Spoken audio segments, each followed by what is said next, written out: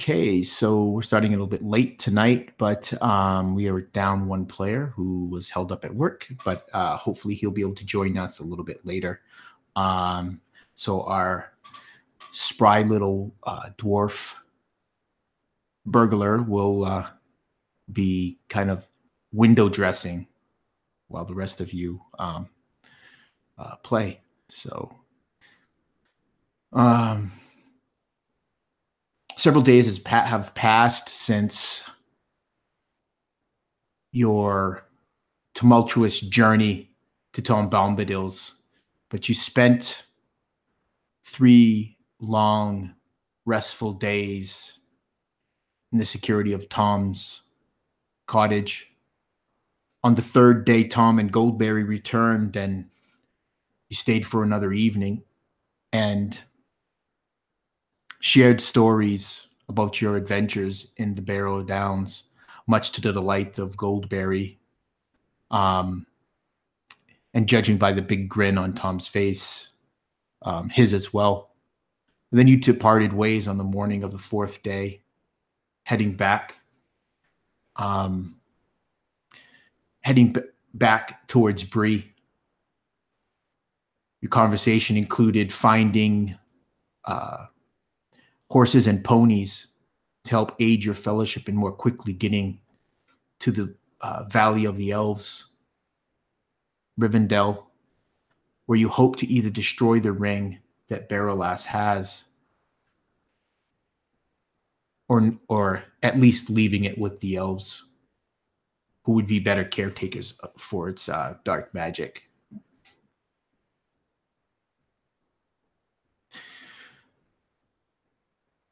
So things pick up. You avoid Bree because Badu and Wari mentioned to you that they can't return there because of a promise they made to destroy the ring. So you skirt around it, which is easily done. The road that travels eastward, the Great East Road that leads towards the Misty Mountains, runs south of Bree. It's a warm morning with a stiff breeze blowing across the grass. The sun just rising up in the far horizon.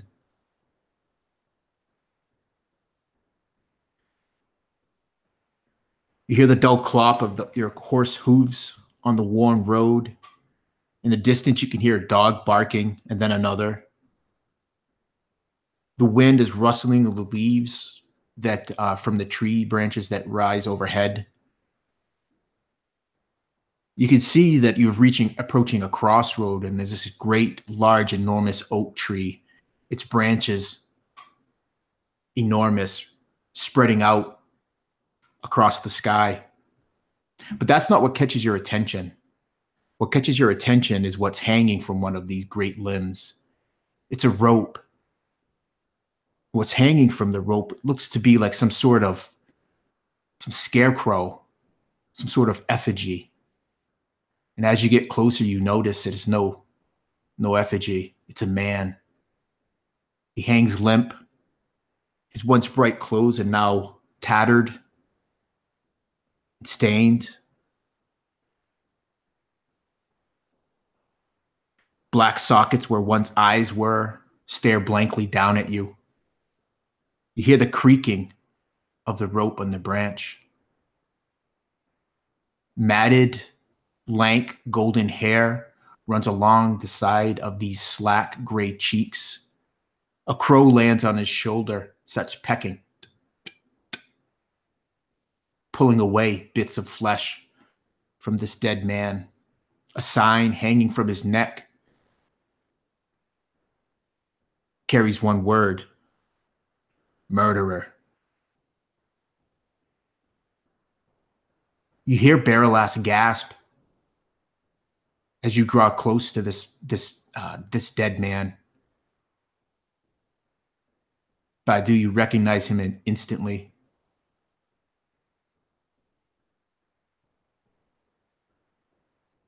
It's the body of Herlinen. Berelas' mentor. Yeah. As soon as he looks, he gets close enough to see that, he would scoff almost disgustedly and almost with approval at that at the scene, and he would just he would walk past. He would guide his horse past, and not give it more than one glance. He would keep his eyes forward, and as the rest of the group or whoever would be kind of examining it, he would just speak up, and he would say, "Oi, who's coming to him? Leave him there." And would just continue onward and walk past anyone who had slowed down their horse, just giving it not a second thought. As you ride past Badu, you can smell the stench of death. You hear the flies buzzing, and as you look up, you can see maggots twisting in along through his stripped out ribs. As Berelas draws closer, you see tears streaking her face, Lily. She's looking up. She just whispers one word. Erlennon. Do you know him, Berelas? It's though it's hard for her to pull her eyes as you guys are as your fellowship is slowly making its way past this this body put out for display. She slowly brings her head to face you, her eyes full of tears, and she nods slowly. Lily's very troubled by this whole hanging body. It doesn't seem right to do that, even if someone was a murderer. She notices what Badu does. She's like, Badu, what's the story? Oi. Not worth it to say it in front of this man. He doesn't deserve the thought. I'll tell you later. And he just continues to ride on. He doesn't even look back as he says it. You're beyond her linen now, Badu. Berelas has slowed her horse as she slowly rides by this dead man. You hear Wari behind you, Lily, just yell, "Think it's obvious. He killed someone." Oh, don't they teach hobbits to read? Well, I see the sign, but I see the effect this particular person has on everyone. There's something more than just a murderer. Lily, leave it be. Yeah. Lily mutters to herself. And she realizes that there's really nothing she can do about this, and gives her pony a little kick, and her pony trots on ahead. Yeah, and you hear Berelas. You hear her horse trotting up behind you as well.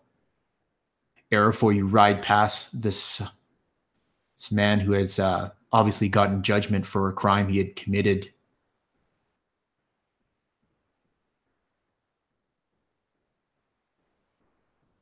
Yeah, Eriador doesn't say much or show much directly outward reaction, though you would see concern on his face, just at the sight of such blatant vigilante justice being given out to this man that clearly some of these other people traveling with him know, but don't want to speak about. He would just continue to ride and let it go, not giving too much care to it, but keeping an eye out still, nonetheless, just in case. Yeah. You ride by as well, and Wari is not far behind you. Moira, you're the last of the fellowship to ride past this man hanging from the tree. Many days dead. You can't help but this sense of looming dread, foreboding. You look up at it's now a slack gray face. And it looks as though these black sockets are staring at you. The crow that's on his shoulder kind of tilts its head and looks at you. It caws, ah! And then flies away just over your head, off. As you turn back and look at this man, you're horrified. These pallid, slack lips look as if they have a smirk or a smile upon them. And you're almost certain the head is tilted a bit to face you.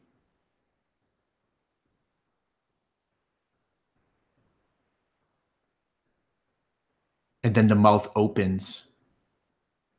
Murderer!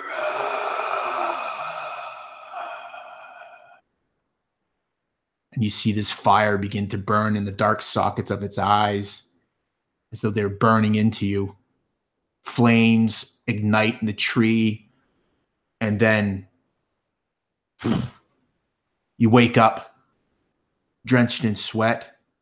You're in the cool room. You hear the soft snores of the hobbit nearby.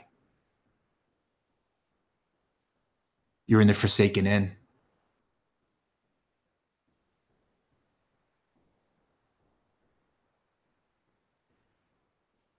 Moira sits up.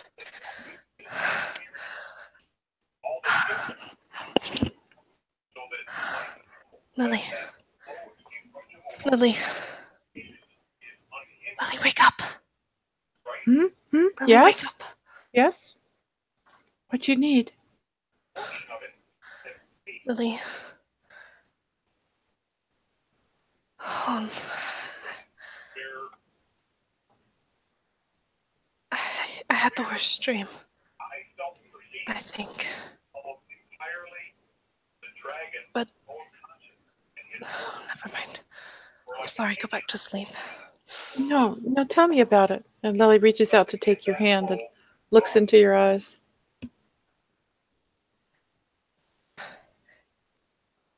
Do you remember on the road we passed the man in the tree?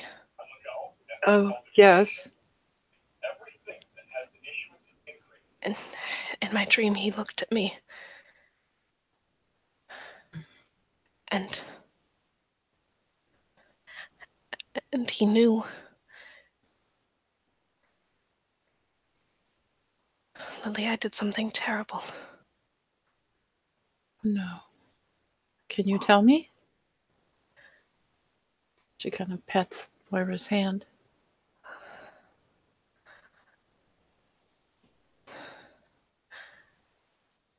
I killed someone, Lily. But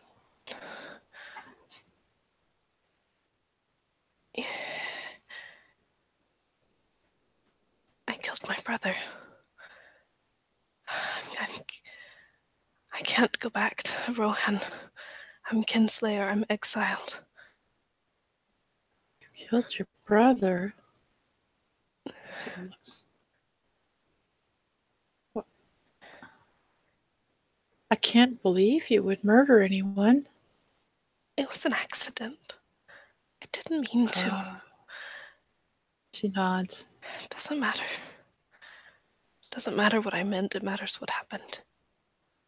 Well, What's in your heart is more important, I think.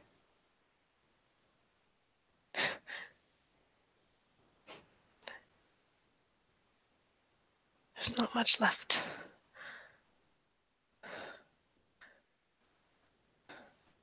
Oh, come with me. Let's have a little pipe smoke and rest for a minute and get your wits back together, and then perhaps you can sleep. I'd like that. Thank you. And maybe you can tell me more of the Shire. Yes. I can tell you about my mother and my friend Dirk.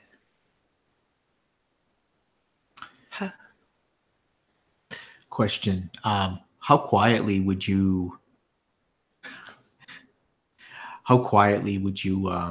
have talked about that? Because you do share this room with Berelas. Pretty quietly, I think. Yeah, Moira's whispering, but if Berelas is paying close attention, she'll know what it is, and she'll be able to hear, I think. Yeah. As the two of you rise to go and maybe to get a breath of fresh air and smoke a little bit of your pipe weed, in the darkness of the room, over by Berelas's pallet, you just hear her say, there are a few of us that have the burden of bearing it, the shadow. I know all too well.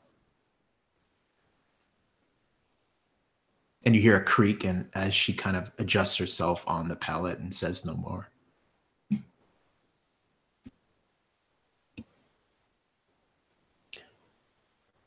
I imagine that Lily and Moira would go out and smoke, and Lily would probably tell Moira what happened with Dirk, but also about her life with her mother, learning about healing and curing and just some of the practical sort of happy day-to-day hobbit life. That's perfect, Lily, because I'm sure that'll make Moira very tired very quickly. Well played. Oh, I forgot to say, everyone is going to start the session with inspiration. I meant to give inspiration at the end of last session, but I forgot. Perfect. So yeah, you guys move quickly. When you get outside, it's the clear night sky. It's just bedecked with stars, bright. Though the moon itself it's a new moon, so it's near. So the moon is dark. The sky devoid of its silver glow. You would probably peg it though, and that makes it hard to determine what time of evening. So we do at best guess would say sometime middle night.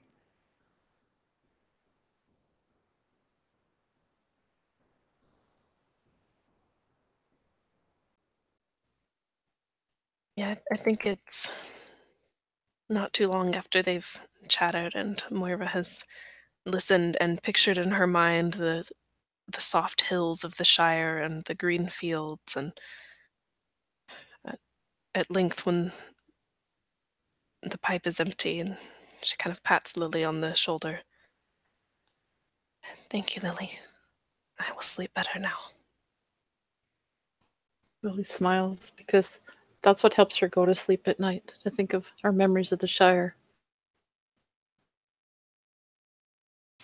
Yeah, so you guys retire, passing quickly through the empty tap room, through the doorway into the hallway that leads to the private and common sleeping rooms of the Forsaken Inn. You rest back down into your pallets, and sleep is maybe for a moment, Moira, you're concerned that maybe you won't be able to fall back asleep, but it's not long before it takes you, and then you're waking up to the sounds of others within the inn beginning their days. So you have a quick breakfast, make preparations. Jack, the owner, proprietor, and bartender of the Forsaken Inn, remembers you, Badu, so tends to stay away from you if at all possible. But he's a sour sort. but he wishes you well as you set off. He feeds you a warm breakfast with some warm tea or some mulled cider. You get your horses packed and set off. Lily has assured you that the day will be pleasant, maybe a little bit cooler than you would expect at this point in the in spring, it being late in the spring, but pleasant enough. The sky is nearly clear of any clouds, and those that are there are fair in weather. And you start off on your journey.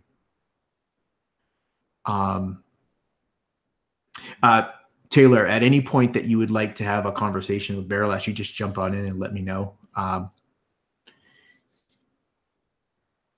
But you start riding. The journey is actually fairly easy. It's slow. It's very easy rolling hills to either side, with copse of trees, and every once in a while you see a small farmstead. You would see men and women working, and they would wave to you as you ride past. But beyond that, you don't see much in the way of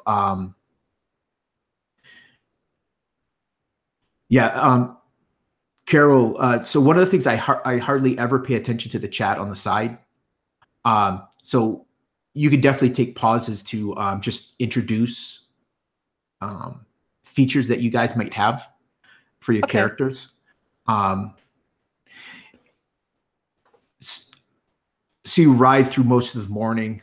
It's rather uneventful. Like I said, you see a few farms, and then the further you travel, the fewer evidence of any sort of civilization, to the point now where you haven't seen a farm for several miles.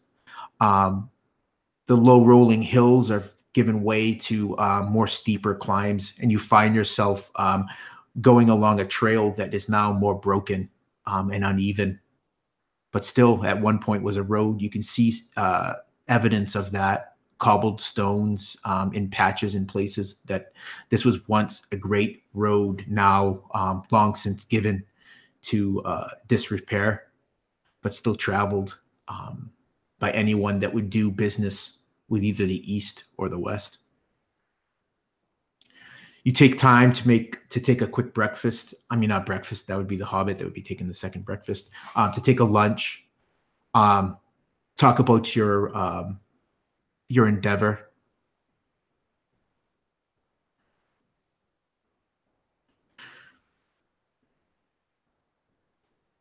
Remind you that I have a feature where Lily should receive as a news of afar. News of a couple of important events that have happened since we stopped. Perfect. So I don't know why, Lily, but the night before, as you guys were in the common room, enjoying an evening meal and a well-deserved drink after traveling the last stretch of miles out of Breland to the Forsaken Inn, you chatted with the proprietor, Jack, and he seemed a nice enough sort. You couldn't figure out why others thought him so sour, but you learned from him. Now, is that something you get a roll for, or is it something that's just an automatic? That's an automatic. Perfect. I have another thing I can roll for, but it's not important right now. So what you learn is Jack just kind of grumbles to you, and in true Jack fashion, he would say, not as much traffic, not as much business as I'm used to. Usually much more travelers coming through at this time. Merchants looking to trade wares. Can't bode well. And then he would lean in closer, and he's in all serious, and he'd say,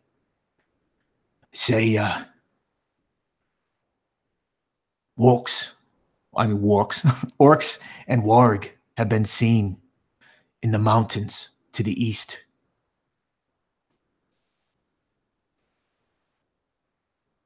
Yeah, wait till you see a warg. You guys are gonna crap yourselves. It's what happens when an orc and a warg breed.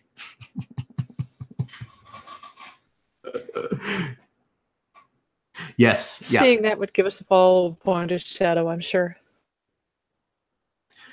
Yeah.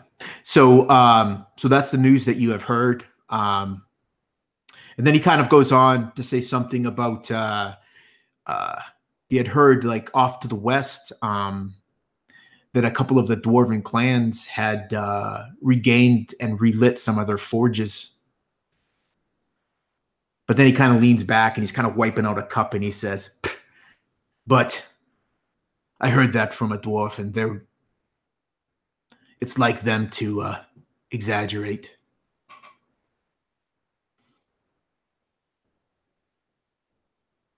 So you guys finish this quick lunch, and then you set back off again.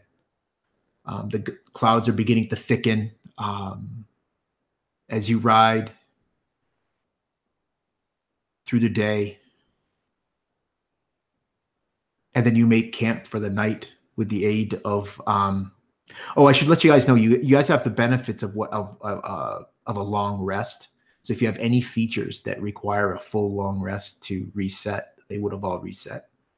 But you find a spot where you can oops, sorry guys, let me silence that. Where you guys make a quick camp. It gives you good vantage of the road. And will you be setting any sort of watch or anything through the evening?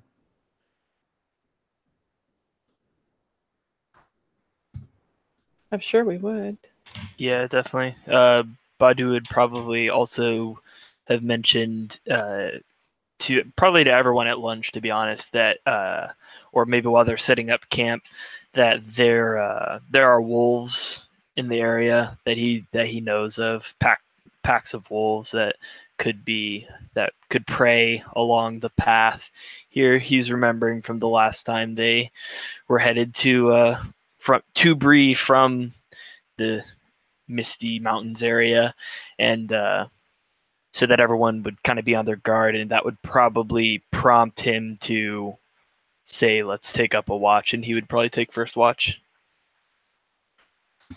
Perfect. Another thing you guys would notice is Wari, who was kind of dour while you guys were in the downs, his mood has lightened quite a bit. He's more chatty as he's kind of riding along. He's probably pointing out things that you guys saw in your journey through this area before, Badu. Hey, remember that over there? And that's it. It's as you guys are making camp that so it would be Badu. You said Badu first? Yep, I'd take first. And then Eriador and Moira? Yeah. Okay. Mm-hmm. Perfect. And, So if I... Lily likes to take watch in the morning so she can start breakfast. Perfect. Yeah, there you go. You guys wake up to the smell of sausages and bacon, tomatoes cooking. So if one of you can give me a perception roll.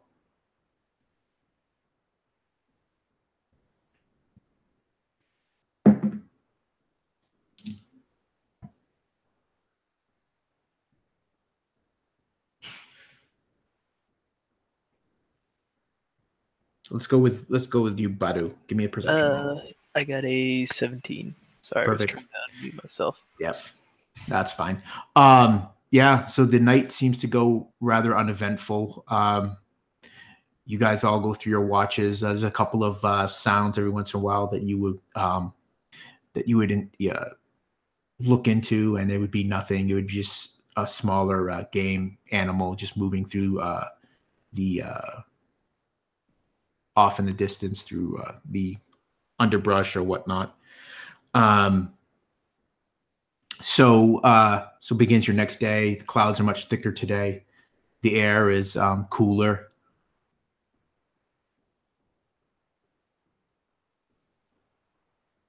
So if Lily smells the wind, does she have a weather prediction? Yeah, it might rain later today. You're not 100% certain, but you think that there's a good chance of rain. Smells like rain. Keep your cloak handy. I don't know for sure though. You ride through most of the morning, and that's when you see it off off to your left. This great rising pinnacle, and at the top you can see a ruin.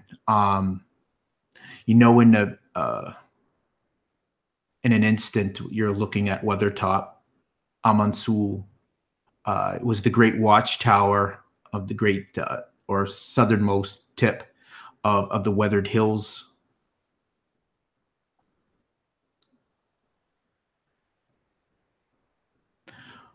Wari looks up and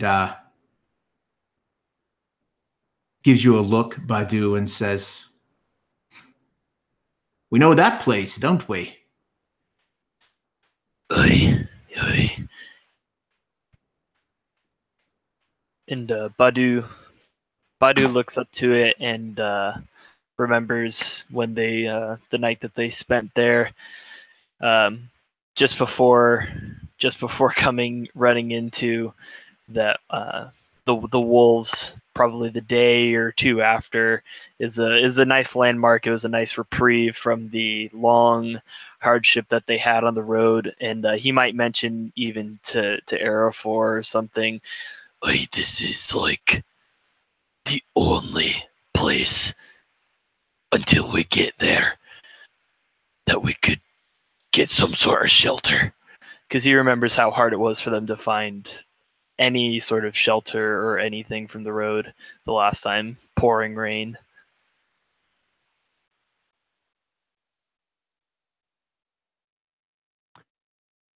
How far into this leg of the journey have they gone so far? Is this like coming up soon after the camp, or is this later on? This is a few hours after where you had broke camp. Yeah, you guys can you definitely have many leagues that you could still cover today. You by your best guess, Arafor, if you went to Weathertop, it would take the better part of the day to get there. So you would lose this day's travel.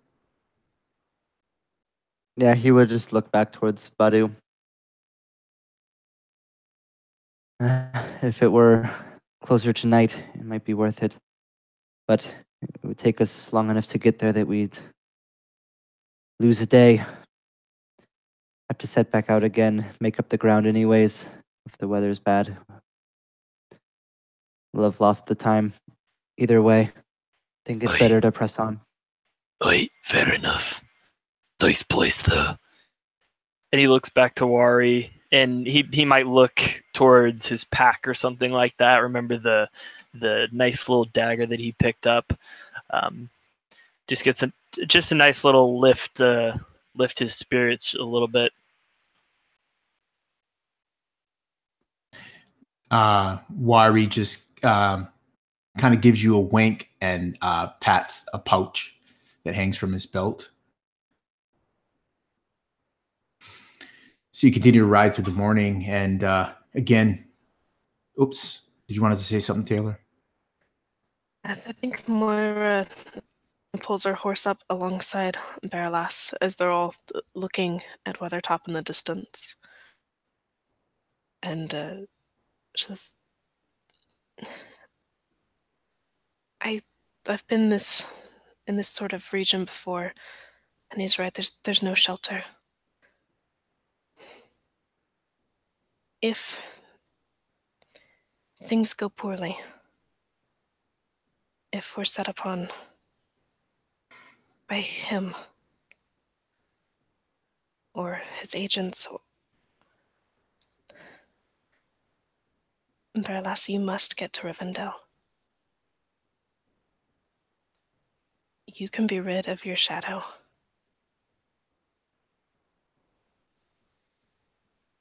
Look of concern crosses her face.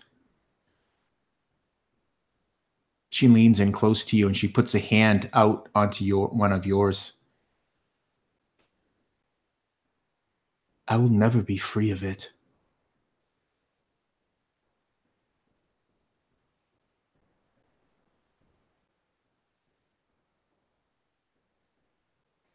But it can be destroyed. She nods her head, and just a look of sadness crosses her face as she does so.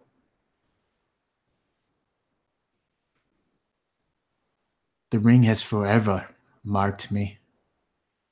Such is the fate of one who is a ring bearer.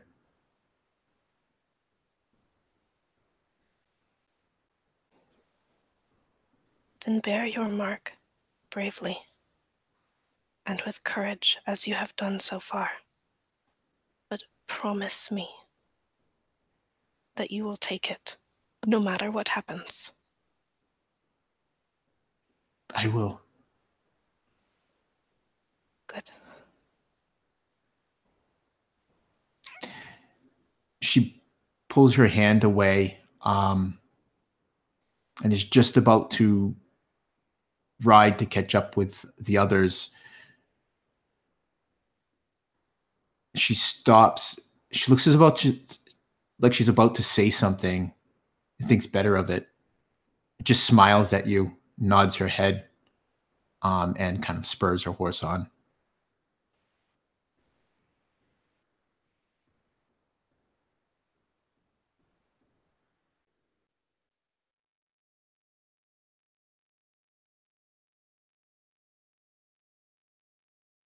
So the rain begins shortly after you guys pass Weathertop. It's just a distant kind of haze in the behind you. It's just a light drizzle, but it's enough to make you miserable. Reminds you of your day's journey through the old forest when you were wet and couldn't get dry. But now you're exposed. You're out in the open. To either side of you are just these grass rolling hills. Off in the distance, you can see stands of trees, but nothing more, nothing that affords you much shelter. It's as though Badu's prediction has come true. As the day drags on, so does the rain. It picks up pace, and Lily, your one piece of good news for your fellowship is that you sense that it won't last much longer, that it will give way, probably within the few hours, but not before the sun is fully away, and so is the light in which you can journey by. As the sky begins to darken, you start to look for an appropriate camp. Who within your fellowship would be the one that would look for those suitable place to camp? It probably would be Eriador. He probably knows this route better than most and has a better sense for that kind of thing. Cool. So you know these lands. You've traveled them many times, both on your own and with your fellow rangers. So why don't you give me a survival roll? And because you're so familiar with it, DC is 12. Alrighty. That is a 5 on the die, but thanks to my fancy new proficiency bonus, I have a +8 survival, so that'll be 13. Woohoo! Nice. Just when you think all hope is lost, Eriador, about finding a camp, you find one. It's some windblown trees, old and now dead, almost hollowed out. It's not much, but it's good enough that you can start a small fire, start to dry yourselves out a bit, make a meal, and hopefully get a good night's rest. If not as good as sleeping a night in an inn, better than in the open into the elements. You make your meal. It's quick. Conversation is rather dour. Folks are more trying to dry out their clothes, putting it near the fire. I'd like everybody to give me a perception roll, please.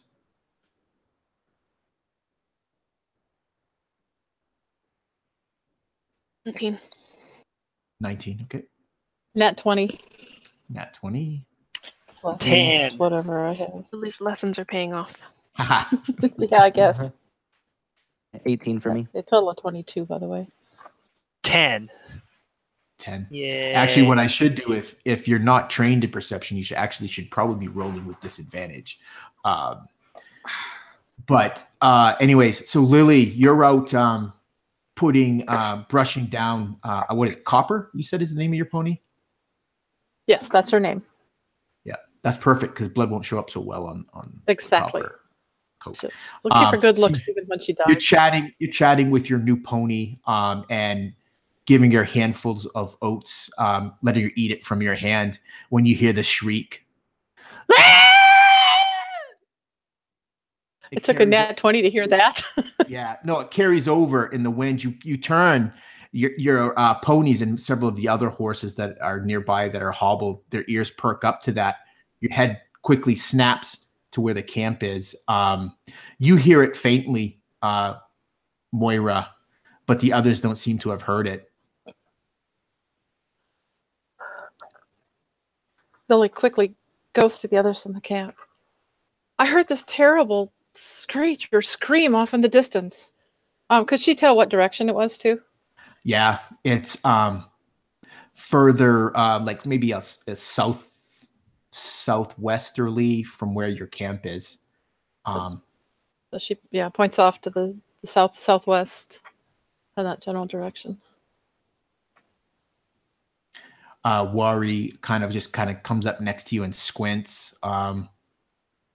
Just mutters, looks like a bunch of trees. And I heard it too. Yes, there was a scream. I heard it quite clearly. Oh, he just rolled a nat 20. He goes, I think I see light over there. Like fire or something. And he points. And Lily and anyone standing by Wari and Lily, you would squint. And if you want to give me a perception roll, we'll see if you could see it.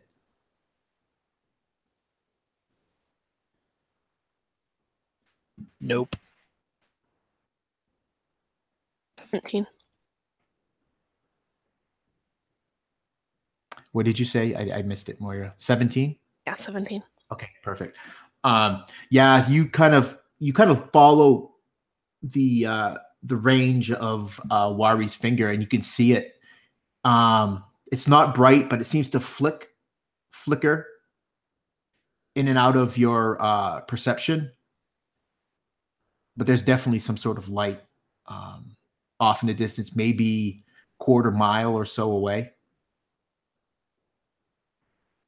Now, a question about the scream, Lionel. Did it sound human? It sounded human. Okay. Yeah, you guys have heard enough wraiths and and ghost type things that you know what those screams sound like. It definitely didn't sound like anything of that nature. Yeah, I think it was human, don't you, Moira? Yeah, it sounded like a female scream. We need to go find out what that is. Maybe you should stay here, Lily. It might be dangerous. I can sneak pretty well. It's hard to find me. Therefore,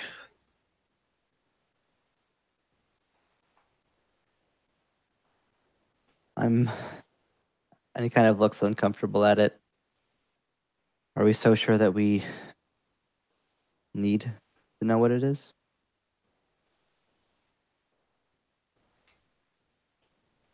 Wari pipes up. He says, well, if we're going to go, we should go now. You guys don't see quite so well in the dark, and there's no moon to give us light, and those damn little clouds anyways, even if there was.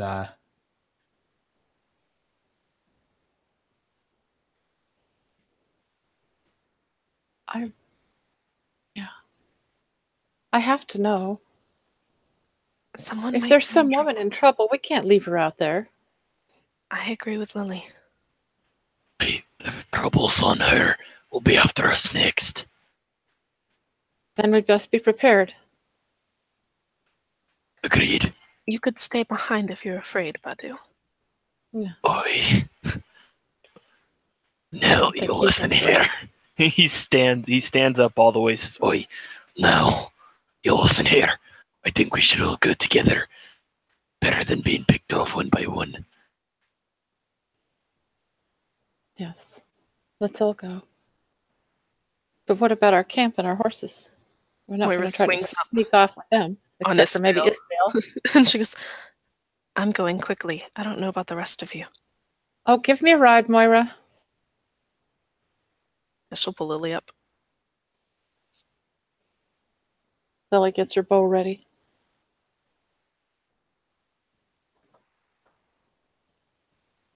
Yeah, Eriador will prepare and follow. So you guys are taking your horses, riding towards the light. I know Moira is.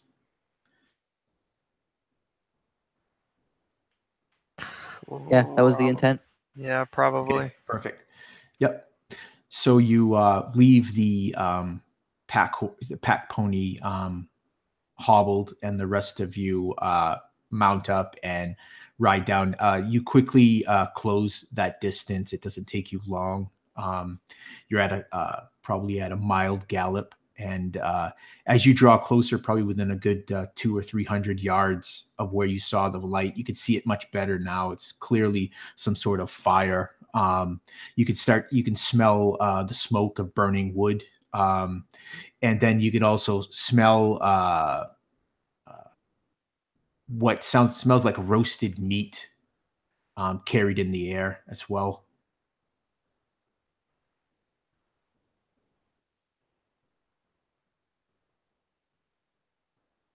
Do we see anyone? If as you draw closer, maybe you rein up Isfael, and as I don't know if the others do as well, but you could give me a perception check.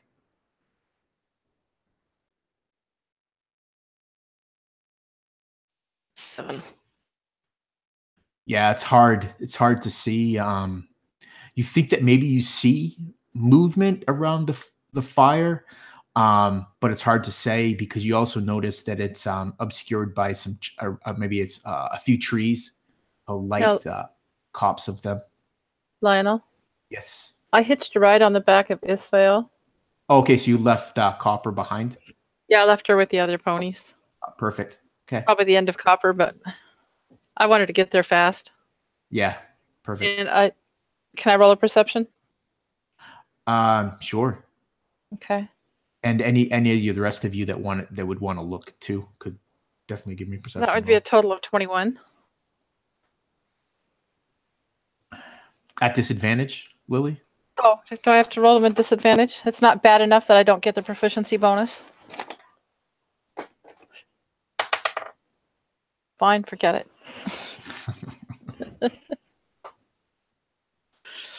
That's 16 from me.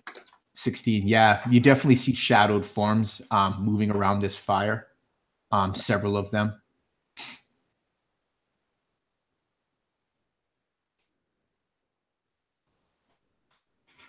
Oh, question. I should have asked, would you bring Berelas along with you, or would you leave her behind at the camp to stay with maybe the camp and the other ponies? Is Wari coming along? Well, maybe Berelas says she's going to stay, and Wari is like, well, I'll stay with her because he's kind of close. He's kind of close with Berelas, anyways. If Wari stays, then he would let her. But if Wari's coming with, he would definitely force Berelas to come with them. Yeah, no. So the two of them stay behind.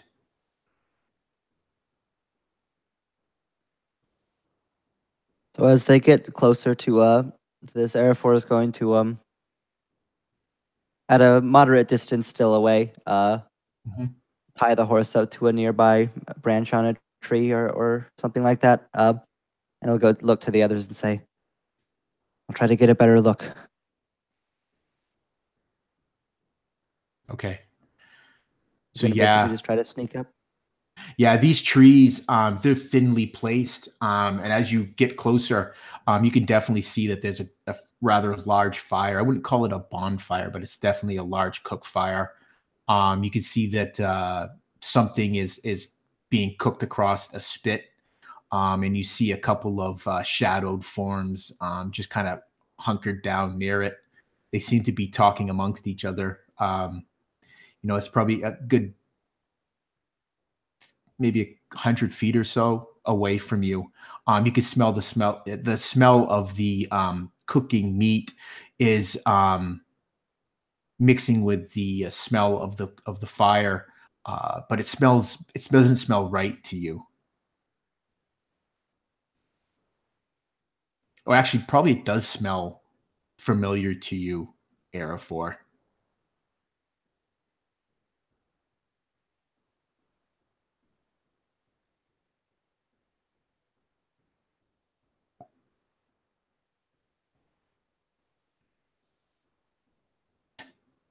And our dwarf has joined us.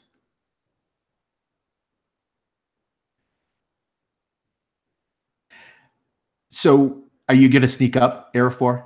Give me a stealth roll. And how close would you want to get?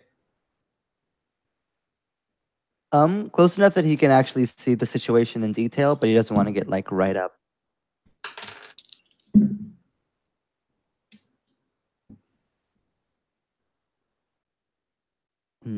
It's not great. That's 12. Yeah, you start creeping your way, going from tree to tree. As you touch these trees, even though they looked alive from the distance, you see that the bark is peeling from them, and the wood beneath is almost dry, which makes it really hard for you to move with any sort of quiet step. You hear a crack and a rustle of dry leaves under your feet. You see one of the heads kind of spin around and look in the general direction of where you are. You kind of hold your breath and duck behind one of the trunks of these trees, and you wait. You expect to hear the cry of alarm, but it doesn't come. Several tense seconds pass. What do you want to do, Arafor?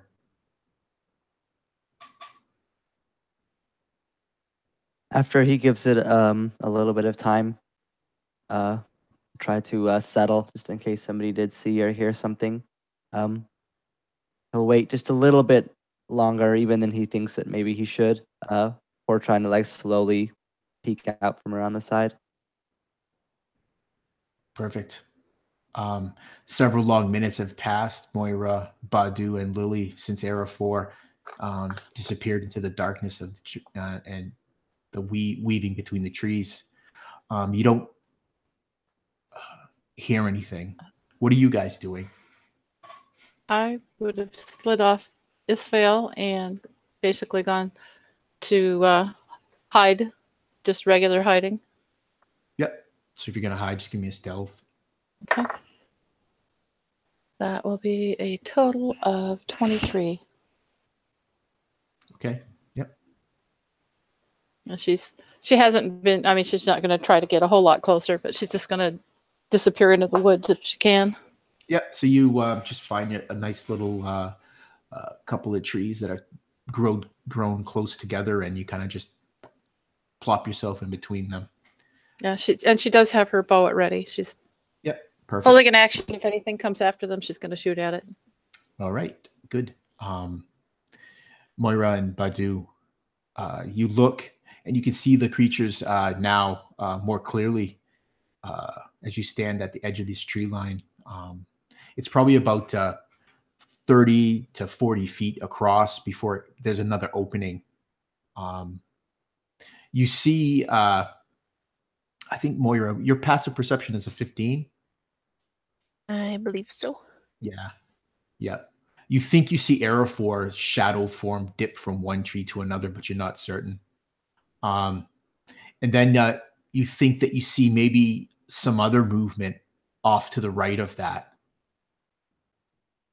And you kind of squint and lean looking, but it's nothing.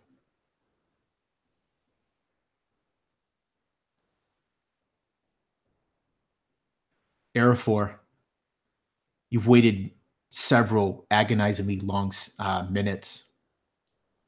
Nothing. You can hear the garbled talk, orc speech.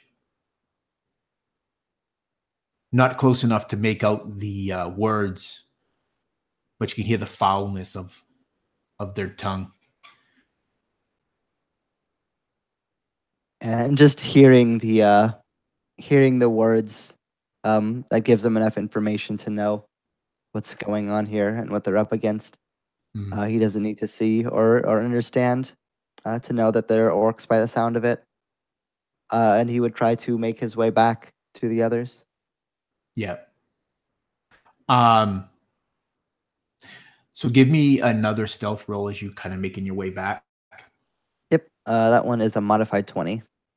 Perfect. Yeah, you start making your way back.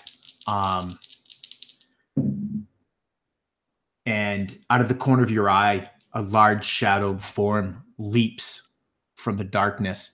There's a scattering of dried, dead branches as this large warg leaps at you, Eriador, to rip out your throat.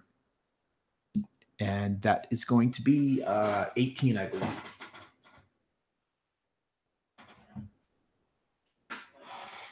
Yep. Yeah. Why don't we roll initiative? Is he close enough to trigger my ready to action? Do you see do you see it? I'm not sure how far out from the campfire we are. Yeah, you guys are further out. Okay. Yeah. And he's not by the campfire. It's just dark. It's really hard for you guys to see. All right. So let me see. That is going to be... Actually, I was wrong. 17. Does a 17 hit you, Eriador? It still gets me, yeah. Okay. I don't think Eriador would have his shield up at that moment. Okay. Yeah, that's true. Yeah. So that's going to be 10 points of piercing damage. I need you to make a DC strength save. DC 13 strength save, please. Yeah, that's a mod 20. Okay, perfect. So this thing just kind of, you get your arm up just in time and you feel it bite into your forearm, your left forearm just below the elbow. You stifle the yell as it tries to yank you down, but you're able to kick it off you. It kind of grunts a bit. And then you see another one lunge for your legs. 16.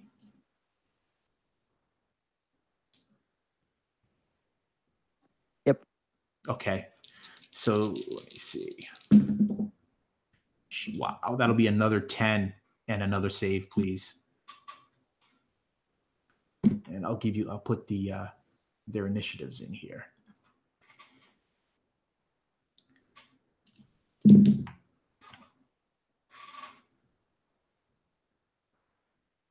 Yeah, that's an 18 on the die that time. Okay, good. Yeah, so this one tries to pull you down too, but you're able to pull yourself free of this one as well. Eriador, I believe you're going to be first up, the 22.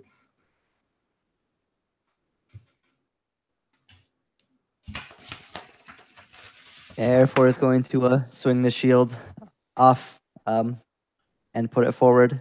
Draw out his sword and try to gut one of these wargs. Yeah, okay. Going to be 2 attacks, a 21 and a 23. Yeah, they'll both hit. Alrighty, and that's going to be 13 and then 9 slashing, so that's 21 total damage. Yeah, to one of the wargs. cool. Why don't you give me 2 quick slashes at it? Yeah, give me a D10 roll. 6. Okay, 6. Okay.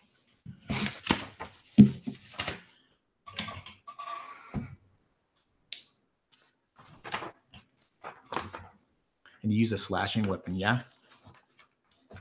Yes, longsword.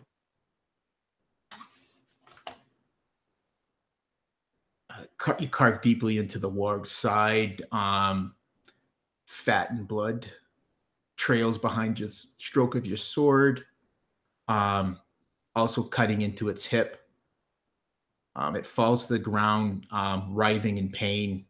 It loses its action next turn. Well done.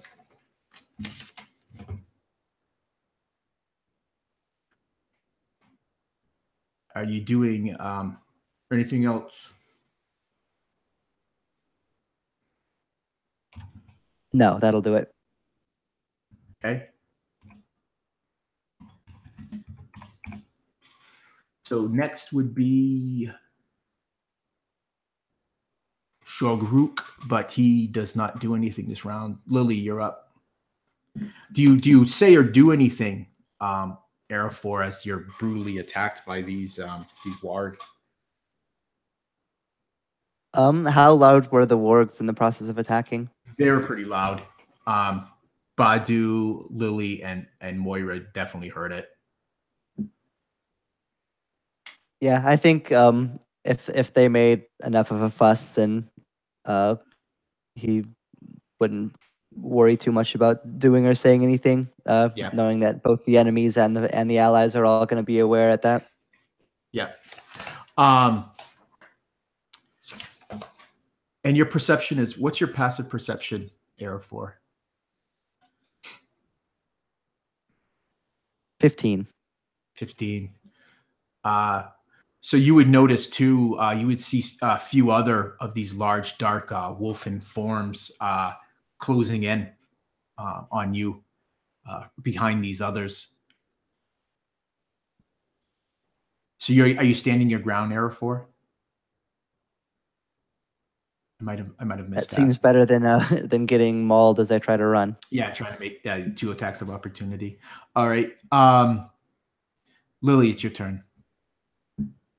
You can now see Arafor. He's probably about 40, 50 feet away from you. You see these. You know what a warg looks like. You definitely know what a warg sounds like. Lily wants to just sneak in closer rather than attacking. She just wants to get close enough so that if she's needed, she can step in somewhere.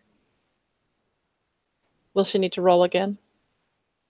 To do what are you trying to do? Sneak in close.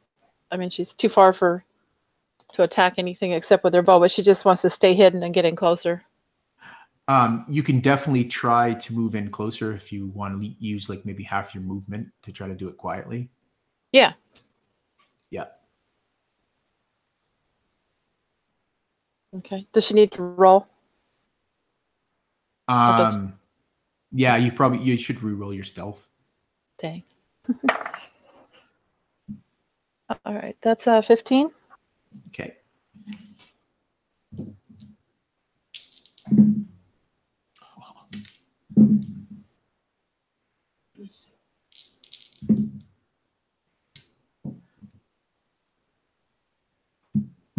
What are you doing, Lily? So you slowly creep in closer. You see Arafor drawing his sword.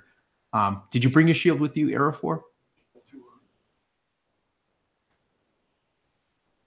Well, and Lily does have her bow ready, so if anything attacks her, she can shoot. So you're not shooting now. You're gonna wait. You're gonna hold. Yeah, she's gonna stay hidden. Okay. Yeah, Arafor would have his shield. All right. So yeah, you would. So I just didn't want to describe you getting your pulling your shield around if you didn't have it. Perfect. Badu. Okay. Quick question about how far in are we now from where we set up camp, where we left Wari and Berelas? They're about by your best guess, probably about a quarter mile away. Okay. So,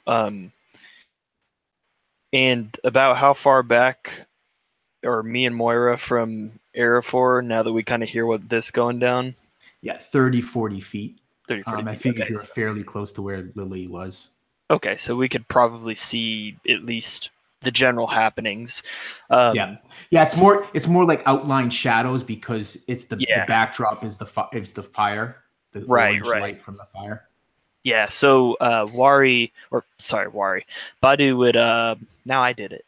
Badu would hop down off of his horse and pull out his axe and look to Mori and says, "Wait, we're in it now."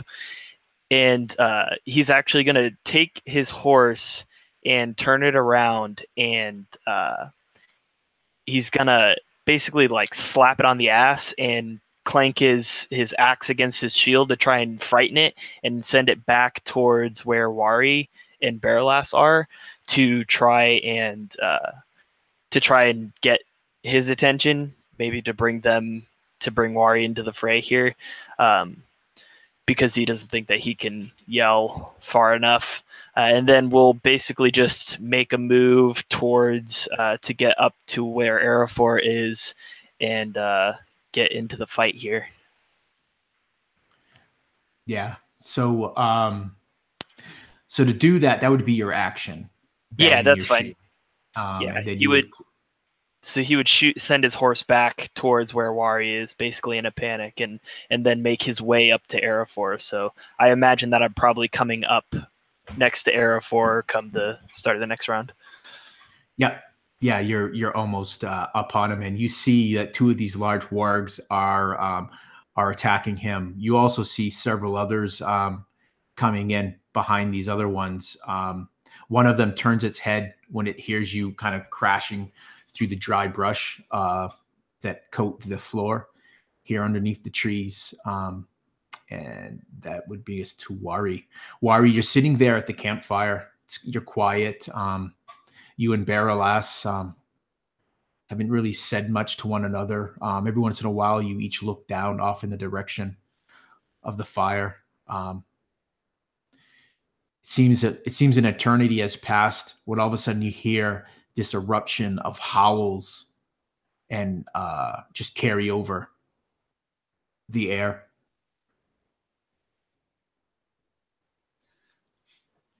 I assume off toward the direction where the rest of the party has ventured toward that scream. Yeah. I'd probably look to Berelas, be like, that did not sound good.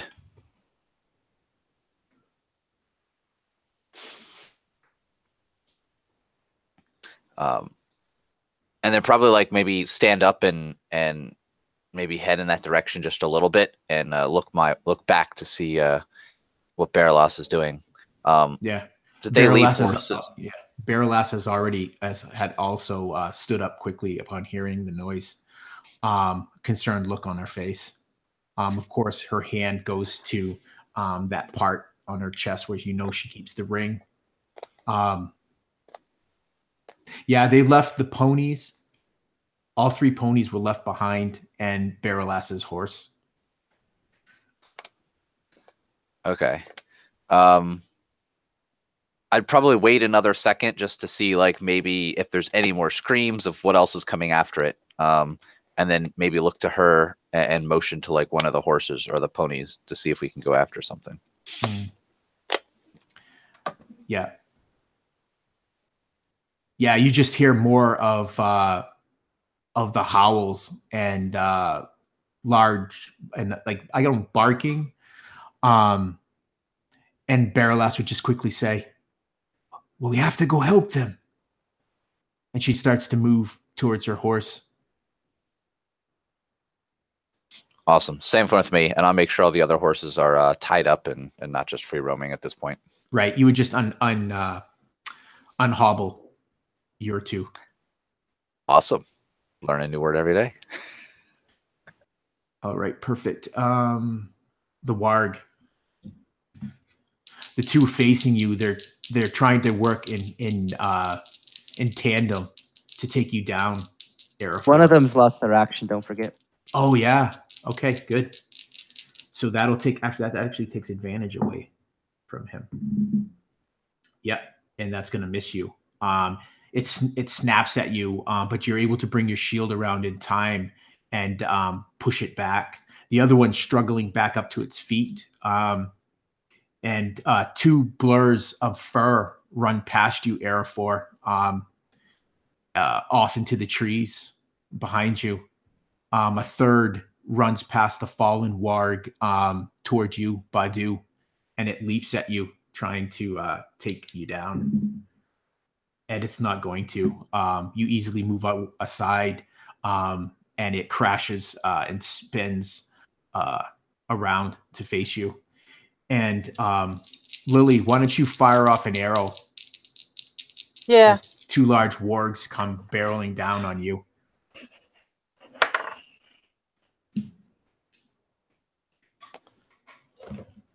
Biffy. I rolled a natural 1. Oh, nice. Not nice. Nice, not nice. Well, it is what it is, and I don't think I'll waste my inspiration on it. I'll probably be sorry, but I'm not going to. I figure. You sure you're not going to? Okay. Well, I mean, I'm not going to. And Copper's dead. And I So shoot what- copper from there. so you're trying to move stealthily, and all of a sudden you're just surprised, Lily, as all of a sudden these large shadowed forms appear almost Why out did I of let you nowhere. talk me into shooting an arrow? Um, I'm blaming you. and I was just going to hide. you slip, and your bow, your arrow falls off of your bow, and you scramble quickly to try to pick it up, but not in time as these wargs close the distance. A 21 Yeah, that'll hit. and a 17. And that'll hit. Okay, so we'll do the first one first. They just come barreling into you. That's, oh no. I'm so sorry, Lily. That is 12 points of piercing damage, and I need a strength save. Let's try the other dice. Okay. That would be 17. Okay, so it barrels into you, but you're able to sidestep just enough. It pulls at your right arm, but you're able to pull it away, but not before the other one comes in. It tries to grab your other arm, the one that you hold your bow in. Take another 10 piercing damage, and I need another strength save. Maybe I should have. Oh well. 13? Yeah, yes, just enough. You're just about to be pulled off balance when you actually are able to shuffle your feet, and you get them underneath you, and you stay up, and you're able to just kind of stagger back a little bit from these wargs. They're both sitting there. Their muzzles slick, red with your blood, growling at you. Orc's turn. Well, hold it. I'm not done. You're not? Oh, that wasn't my turn. That wasn't your turn. Never mind. I I am done. And I think Eriador and Badu would notice this first. You would see these shadowed forms, humanoid, but by their gait, you quickly identify them as orc. And they are shuffling into the trees, spears and shields, heading towards you. And they're going to close the distance. Two of them are trying to come and aid the warg on you, Eriador, and two more towards you, Badu. And then you see a larger, it doesn't quite look like an orc. It's much taller, more lanky, though still bearing much of the features of an orc, but not an orc that you've never seen before. And he seems to be bellowing commands to the others. Get them! Try not to kill them if you can. It says in its guttural speech that I believe just you understand, Eriador. And Moira, it's your turn. As Moira hears the terrified cries of Lily as she's attacked, and spurs Isfael onwards. She'd been keeping her eyes on Eriador, but at the sound of Lily, she locates where the small hobbit is and the two wargs and comes barreling in. Will a 12 hit? 12 will not. Okay, but the natural 20 is going to. The natural 20 will. So I get 2 attacks now. How do you want me to do the crit? Roll the damage first. Okay. And then roll the D100. Normal damage? Well, double it.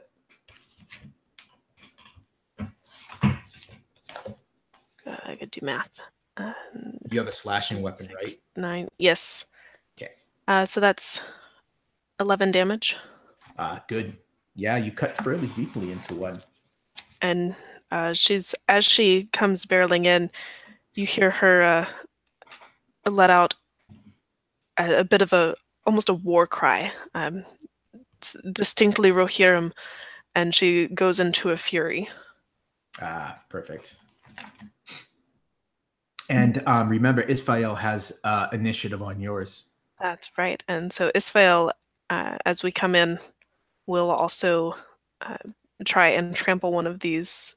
Well, let's resolve your critical first, because it might actually kill one of these wargs, and then Isfael can strike the other.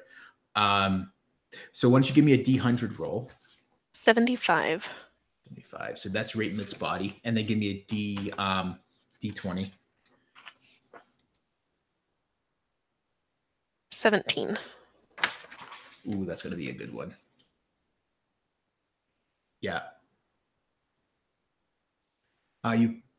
Your sword cleaves cleanly through its back in a wide arc, opening it. It drops immediately to the ground and dies out, and bleeds out in two loosely connected pieces. Oh, gross. Yeah, you almost split this thing in half as you lean down in your saddle and cut across this warg.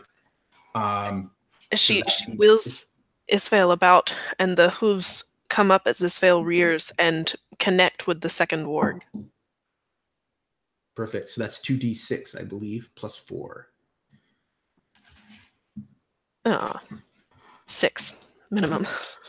That's okay. I still have to make a, I think it's a DC 13 strength save in order to not be knocked prone.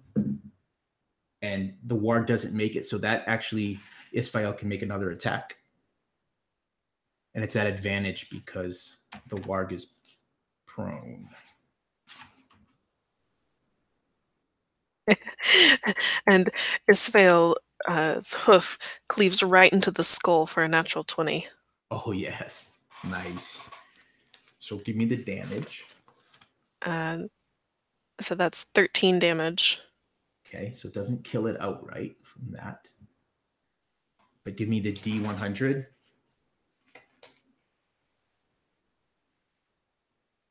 31.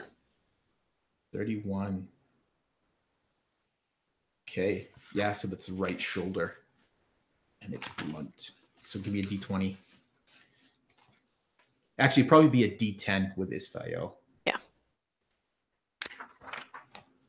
4. All right. So it glances across this warg's right shoulder, forcing it to make an immediate dex save, but it's already prone. So I'm just going to say it's automatically going to fail that. So it's just knocked prone from the blow. So it's going to push itself back up. Well done. Very well done. Anything else, Moira? Isfael would still have some movement left. For an interaction, she would like to swing Lily up onto the horse if possible. You could definitely. Do you have a shield in your hand? I do not. All right, yeah, you could definitely throw down that your hand. And on Lily's turn, she could grab it if she wanted to. Perfect. Eriador, you're back up. You hear fighting breaking out all around you. I see orcs coming to join the wargs. Yeah, Eriador is going to keep focus. He already marked one of these wargs up pretty good. He wants to finish what he started before moving on anywhere else. He goes to make the first strike, but with a 7, it misses. He has to withdraw the sword to block an incoming strike from the orc before he can come back around. But the second attack is going to be a crit on the orc. I don't think we'll waste time rolling on the crit table unless you really want to, because you'll definitely kill this thing with just your damage. I mean, I'm doing 17 damage with the hit, so. Yeah. That bloodies a warg in one hit. It was fully health. So you kill this warg, finishing the job. The other one is kind of pushing itself back up onto its feet. And you see a couple of these orcs are closing in. to lend a hand. Anything else that you want to do, Eriador? So this other warg is still prone, just from a mechanical point of view. So you could so if it attacked you with an attack of opportunity, it would be at disadvantage. But you know these orcs are gonna. The orcs around him now too. Yeah, and they're armed with spears. He's just gonna keep his shield up and his back towards the nearest tree and hope for the best. Yep. You hear what you think you heard the bellow of Badu, and he sounds like he's near. So maybe help is on its way. And then we'll go to Lily. Nope. Shoguruk. This tall, lanky orc, seeing enemies attacking his camp, he runs in to the fray. He sees the woman mounted on the horse. She looks to be the bigger threat. And he and the remaining orcs run towards you, Moira. And as he does so, as he draws in close, you see him draw back and huck this large, gruesome-looking spear at you.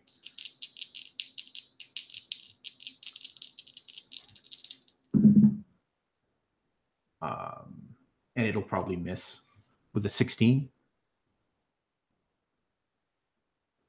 That's a hit. Oh, it is. Okay. Yeah, I've got my fancy mail on, so my AC is exactly 16 right now.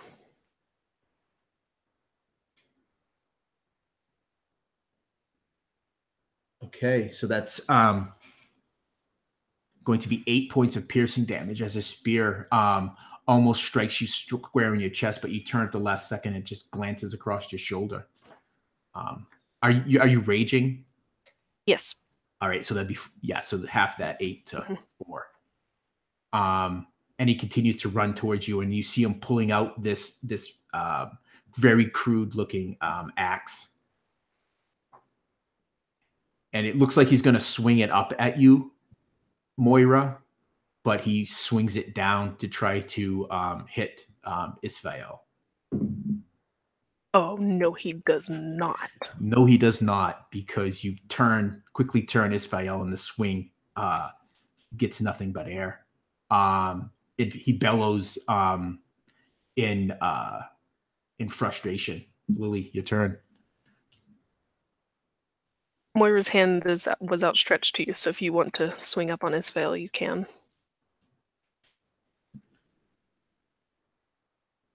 I imagine you're yelling, Lily, quickly. I have another option. If it's feasible, can I step into the woods without getting an attack of opportunity? Can't you use your inspiration? I want to use my inspiration for my hiding feature. Oh, I thought that's what you were going to do. I was going to say, can't you use that inspiration to dip out? Okay, yeah. If I can, that would be perfect. That's what I had in mind. Does it say something about if you're in a threatened area that you can't use it? It doesn't say that, no. Right. So I would say that you'd probably dip between Isfael's legs. And where'd Lily go? Lily's going to duck back into the woods. We're right on the edge of the trees, right? You're in the trees. Yeah, that's what I thought. So she's dead trees. Yeah. She's just gonna say, I don't know. She's gonna give Moira a wink and just disappear, basically. But she's gonna go back between the trees because she can't really afford to be hit again at this point. And it looks like Moira's gonna be in the deep of it. Yeah. So Moira, you just see Lily dip below Isfael's underneath her, and then you can't see her anymore. You kind of look quickly to either side. Maybe Lily will call out quickly, "I'll be fine," and then disappear. Well, make your choice. Oh, are you using it to disappear? Because I'm going to do attack of opportunity if you try to yell out first. Oh, okay. No, I'll just use it to disappear then. Okay. Sorry about Mom. Sorry about Moira's play. Badu, you're up. All right, I've got what do I got in front of me? I got some stuff here. right? Yeah, you have 1 warg and 2 orcs. Gotcha. So he as he's kind of running up, the warg had kind of nipped at him, and he kind of brushes it aside, and he stands there now with his axe and shield in his hands and kind of cocks his head to one side and says, All right then. and is just going to take 2 swings at him, one at the warg and then one at an orc, just to kind of go back and forth. And that is an 18 and a modified 20. Yeah, those will both hit. I should probably get some dice out.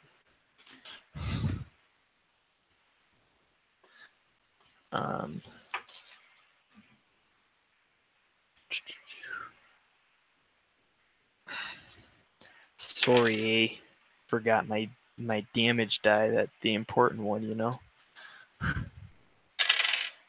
So that's for 8 damage on the warg and 6 on the orc. Okay.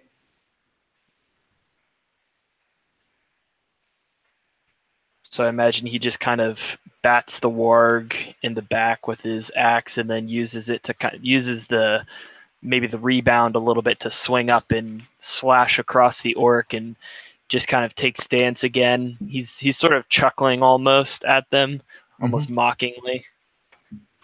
All right, perfect. And that brings us to the warg. The warg wants to try to pull you down to help the orcs kill you, Badu. Oh wait, no, it's Wari. Wari, what are you doing? Sorry about that. It's honestly all right. I'm assuming we're getting on our horses and just riding in the direction of the sound. Yeah, perfect. Probably not even much talking. Yeah, I imagine you guys would be dashing as quickly as. Actually, it might make more sense for you both to get on to Berelas's horse, because pony's not very fast compared to a horse. Yeah, sure. If that'll fit. Yeah, fat ass to work. Yeah, that's what you guys would probably know to do that. So you guys have barrel and horse. Awesome. All right. A 13 will not hit you, will it? Worry. I mean, Badu. So this warg lunges at you, but is not able to get to your soft, gooey center. But the 2 orcs try to stab you with spears. Oh wait, no, we got. Let's see. We have a warg on Eriador. That's going to miss.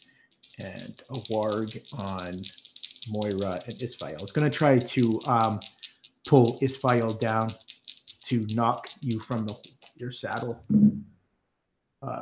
15. I believe a 15 will hit Isfael.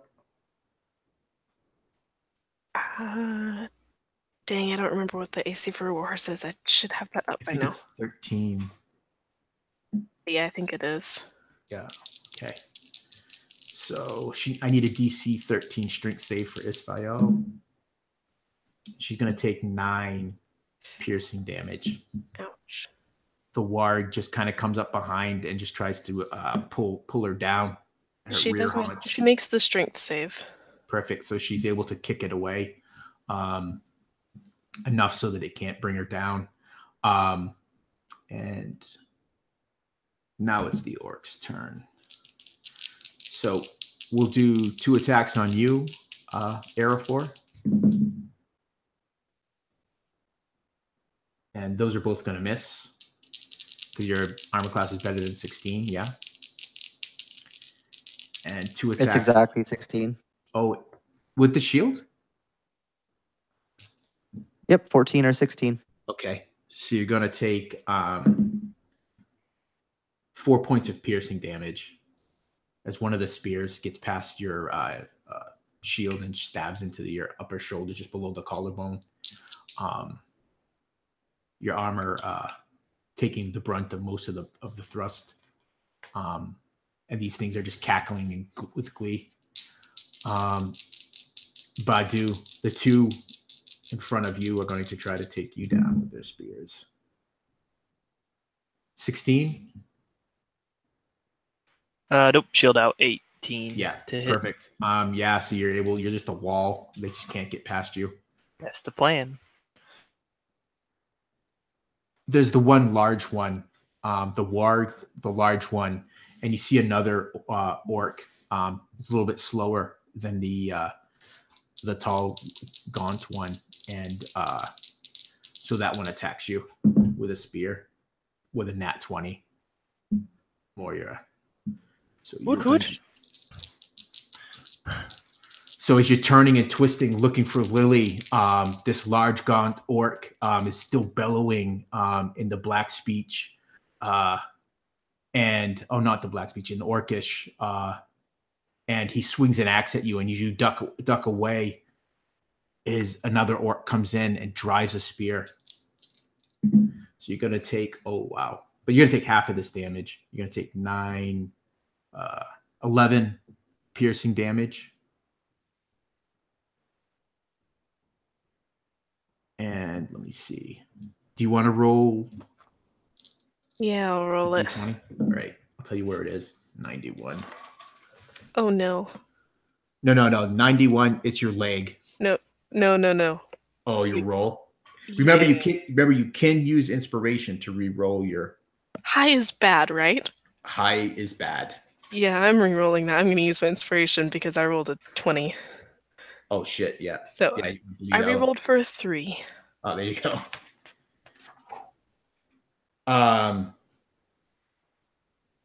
The orc's spear pierces 2 inches into the meat of your thigh.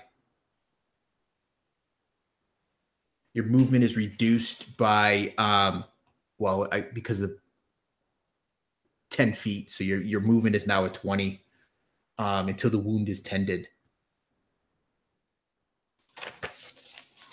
So that's a lot better than what it would have been.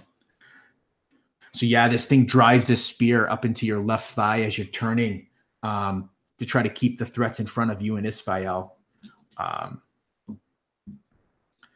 And now it's your turn, Moira.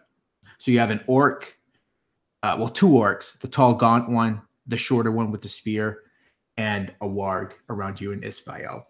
And Lily is nowhere to be seen.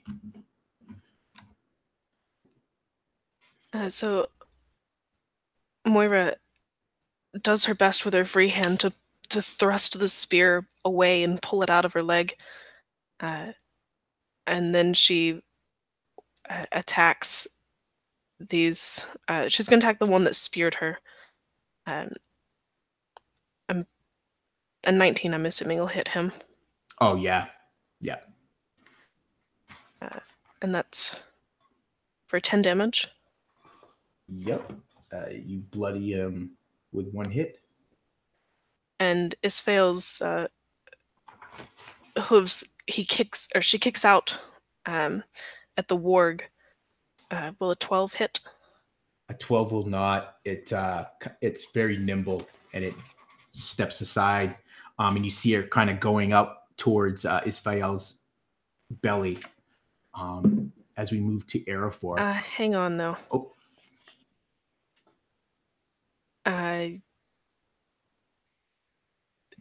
Moira can see the slashes on Isfael, and she's wounded, and she sees this orc. And as my movement, I'm going to. I want to see if I can. I want to slide off and make the horse run. Oh, okay. And yep. So Isfael still has a movement action, so you can give her own. You can give her her own free will. Okay. So that would mean I would that I would then control her on your turn.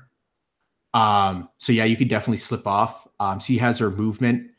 Is there something you say to her, or a way that you whistle that would let her know to withdraw? Yeah, there's a sharp whistle that goes down, a descending whistle, and then just a slap across her. Okay. Yeah.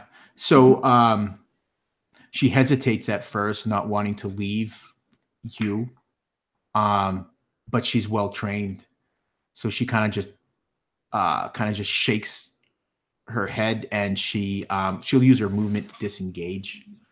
Oh wait, you already used her action, didn't you? Yeah. Yeah, so she can't disengage as an action. Oh, I didn't think about that. So if you want her to leave, then she will have attacks of opportunity. If I'm staying, is there any way I can prevent those? Yeah, I'd let you. If there's a hit, I'd let you throw your with the exception of the warg. The warg's probably the only one, and the warg's not going to hit. Okay. So, but you could definitely throw yourself in front of the other two if. Yeah, she'll try and block it with her sword if she can. So 14. That would hit the horse, but not me. Okay. So yeah, you're able to block the spear thrust of the orc, and then the larger gaunt orc. That's a 23. That'll hit. All right, so that'll hit you. So it swings its axe. Okay, that's just a d6. So that's 7 slashing. As you kind of throw yourself in front of that, you're able to block the spear away, but not quick enough to stop the axe as it cuts across your chest. All right. Eriador.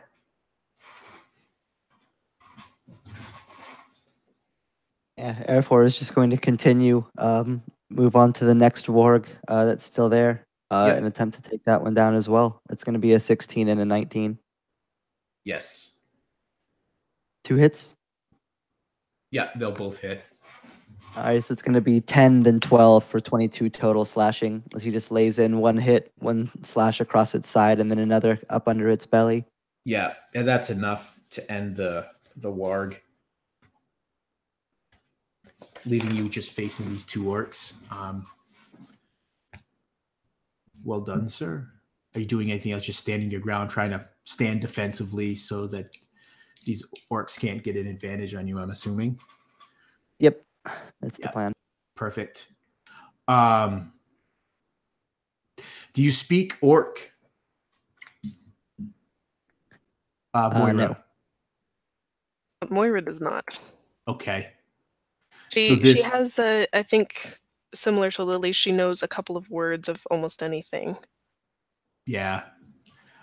So this tall, gaunt orc kind of smiles wickedly at you as you stand before it, and it just taunts you in Orcish, the words unknown to you, and it'll try to hit you with an axe, and it misses. But as it drives the axe past you, with lightning speed, it tries to bite into your shoulder for, holy crap, 22. Yeah. Yeah. So you're gonna need to give me a Constitution save. Ew. And you take 6 piercing damage as it bites into your shoulder. Yeah, that's 10 for the con save. Okay. Well, I'm sorry, 9. The bite is foul. You immediately start to feel it coursing into your blood. You feel a sharp pain, and it just seems to spread across your chest. You're poisoned. All attacks are now at disadvantage. So you make a save, and you can make a save at the end of each of your turns. He pulls back his bloody maw, and he smiles at you, and again he says something in the foul speech of the orc. Lily, it's your turn. Okay, so I have a question because it doesn't say anything about it in the description of this feature.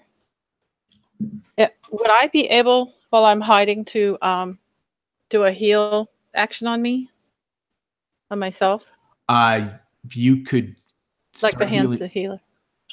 Yeah, you could start healing. Okay, so I would take 1 round then to do the hands of the healer. Yeah, you would start looking at your injuries and probably binding the worst ones.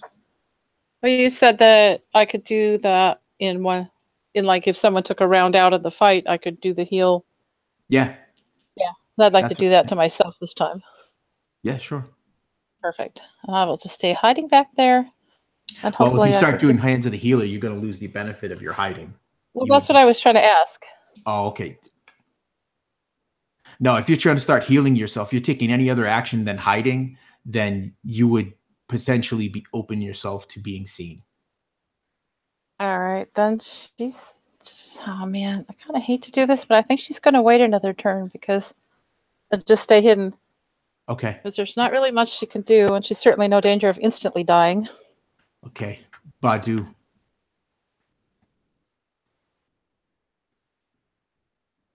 All right, so I've still just got 3 of these guys in front of me, so I already pre-rolled my attacks. I'm just gonna do the same thing basically. Just keep batting them around until they're dead, which is pretty much my style. So that's gonna be a 20 and a 25 to hit. And assuming those both hit, those were both going to hit for 7 damage. So another 7 on the warg, and probably the same orc. So he might be like, he's probably just beating these 2 while looking at the third one with just this kind of devilish grin on his face as he's kind of, bats away an axe, slashes down on the warg, comes up and slashes across that orc, the same orc again, and puts his shield back up to block another attack. Just this almost jovial battle as he's just battering these 3. Yeah, perfect. Yeah, it works. Wari, you're thundering along on I imagine you're sitting behind Berelas. You're both kind of leaning forward, giving the reins to the horse, and it's just guiding it. It's just a blur of scenery as you are thundering towards this orange light. It draws closer, and you can now hear the sounds of fighting, combat, shrieks and wails, and all of a sudden you see Isfael come thundering past you, heading in the direction of your camp. You see that the horse, there's a streak of blood running along her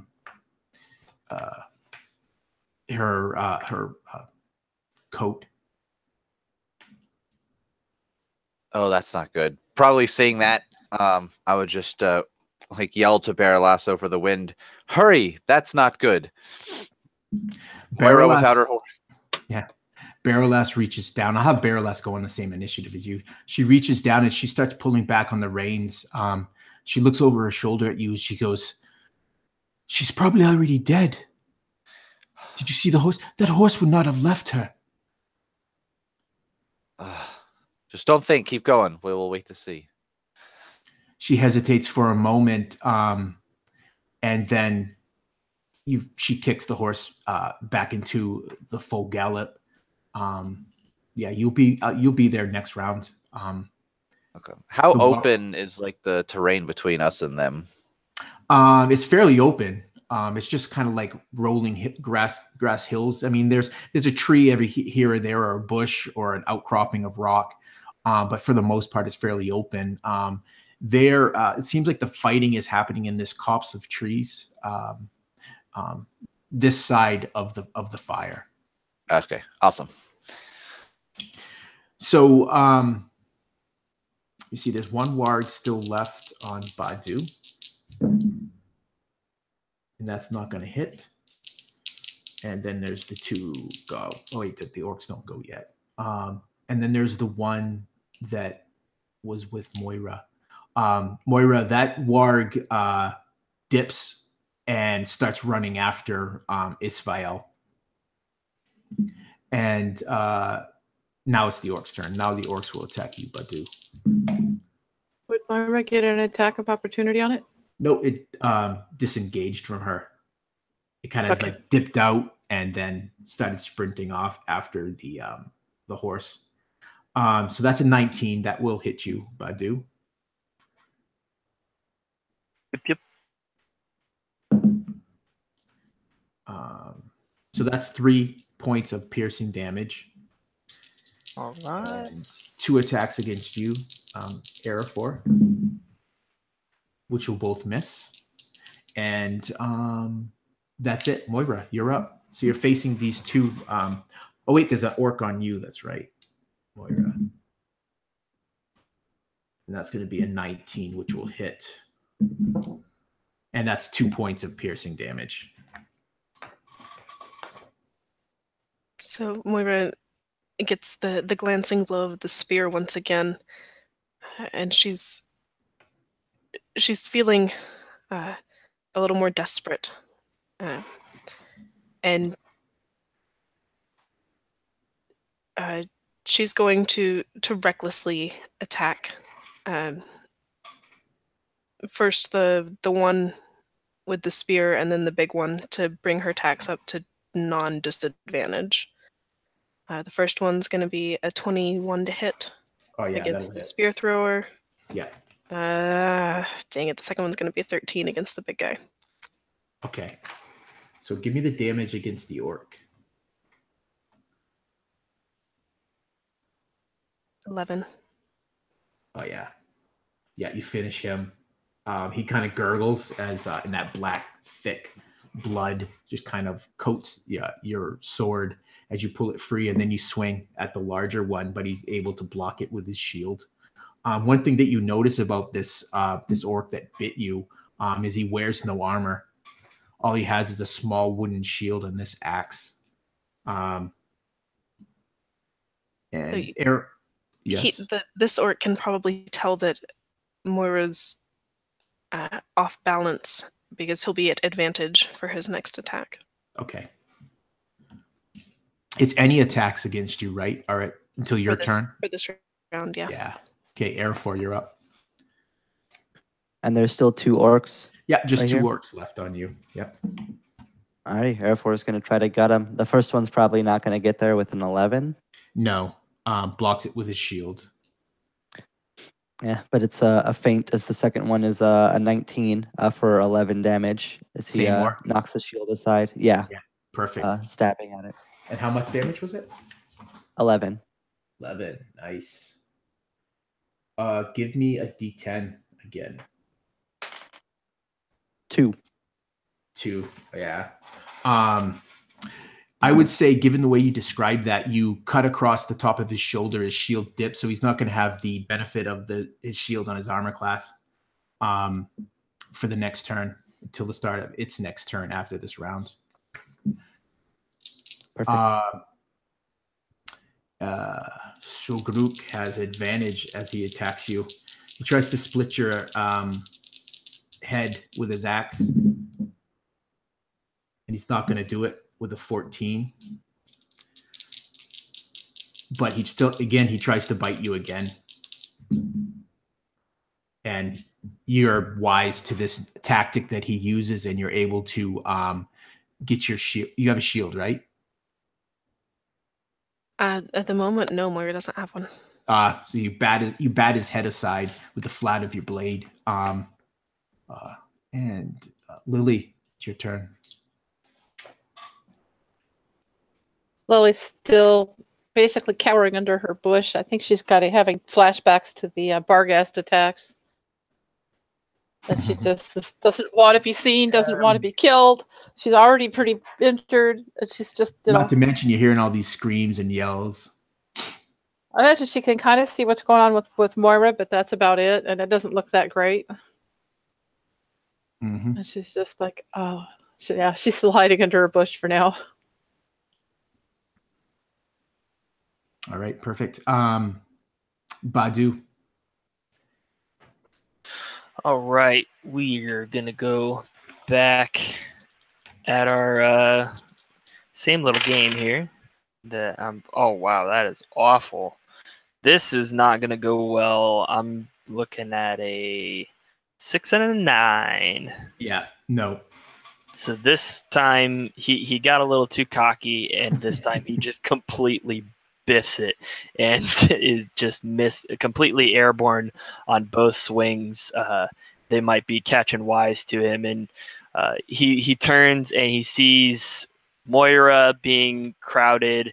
He doesn't see Lily. Wari's still not here. Isfael's gone, so he decides that he needs to end it a little quicker, and is gonna turns back to these orcs in front of him, and his eyes just get real serious, and he leans his head down, and he just kind of lets out a rough grunt and slaps his axe against his shield as he goes into a rage. Perfect.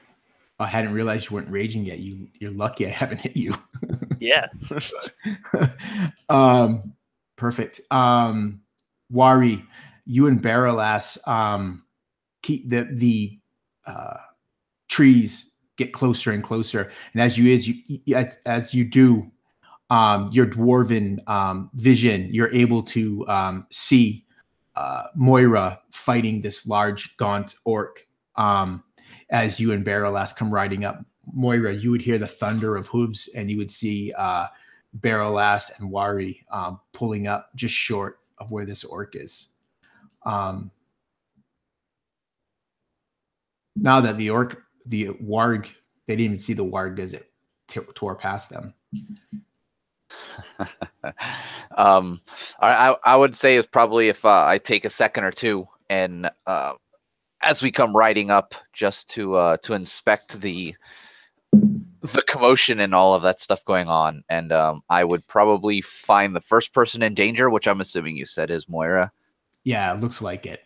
Well, I'll let her decide how bad she looks. I don't know how bad she looks, but Moira looks all right, and she's facing off against a lone orc, as far as you can tell. Yeah. All right. But the orc is fairly tall. It's probably as tall as Moira, maybe even a couple of inches taller. All right, but if it's the first thing I see, I'd like to try to actually just pull out my short bow and shoot it from the horseback. Until we get closer. Yeah, you're close enough. You're probably within about 10 or 15 feet. Oh, awesome. Okay, then never mind. I'd probably just hop off then if we're slowed down enough. Yeah. Berelas pulled the horse to a halt. Perfect. You can see the horse is kind of prancing and digging at the ground. It's probably not too comfortable with the sounds that it's hearing. Awesome. I will leave that to Berelas to control. Yeah. Natural 20. Oh no. Right, give me the damage first. Is this sneak attack by any chance? Yeah, Moira's right there.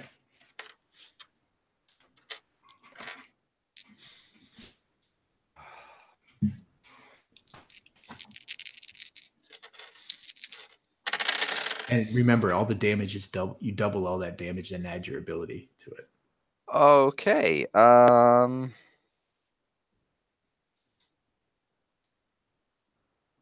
42.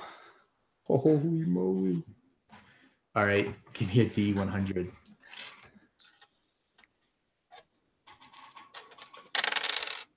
Uh, 85. 85. You strike it in its the right leg, and give me a D20. 14. All right.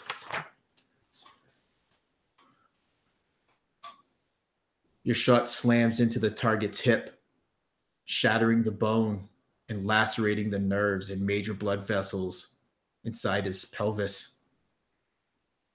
The orc falls to the ground helpless with shock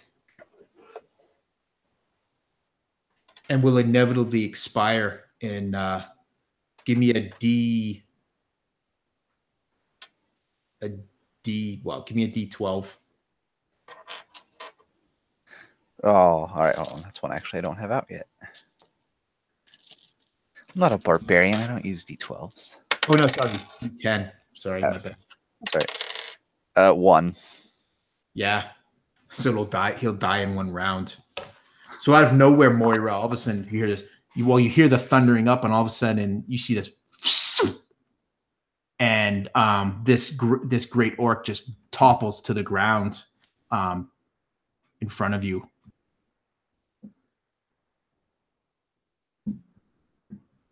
That was. I'm sorry. That was just awesome. Yeah, I kind of wish I stayed on the horse. That would have probably been even better, but whatever. Legolas. You jumped Legolas. down and Oh yeah, inspiration for Dwarven Thunder. Dwarven Thunder. That was great. You probably hear me yell too.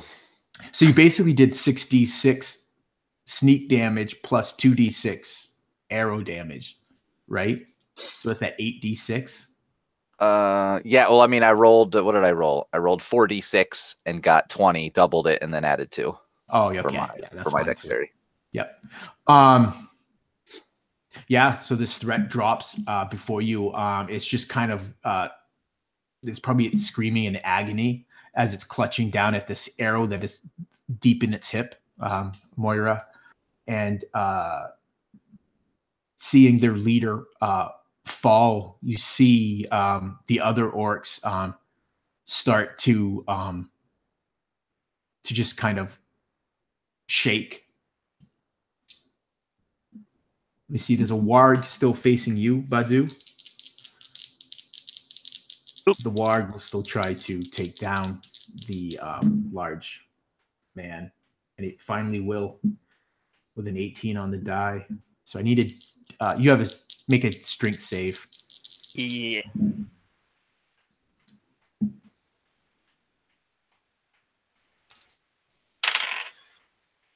Ooh. Save, that's 12 total. 12 total? Yeah. Yep. So this warg yanks you down, and you're going to take 11 piercing damage as it pulls you prone. All right. You hear off in the distance, you hear a howl of a warg, and then you see, I'm going to make a roll for the orcs in front of you, Eriador. Yeah, they're going to stay. Both try to finish you. And they're not able to do so because 15 will not hit you. So they both miss. The other two against you, Badu, will try to kill you with advantage and miss and hit. So you're going to take another 7 piercing damage as one of these orcs tries to drive its spear into you, but you're able to move aside just enough so that it doesn't get a vital spot. And Moira, you're up. So I believe there's 4 orcs left on the battlefield, and they don't look like they're going to run, and 1 warg. There's a shrill whistle that ascends, and then Moira looks at Worry, nods, wipes a bit of the blood from her face, and runs towards who's closer, Badu or Eriador? I'd probably be Eriador. Yeah, she'll come up, and still full of fury, attack. 15 to hit for the first one. Yeah, that'll hit. 20 to hit for the second. Yeah, that'll hit. And she's attacking just one of them twice. Okay. And he's, oh boy.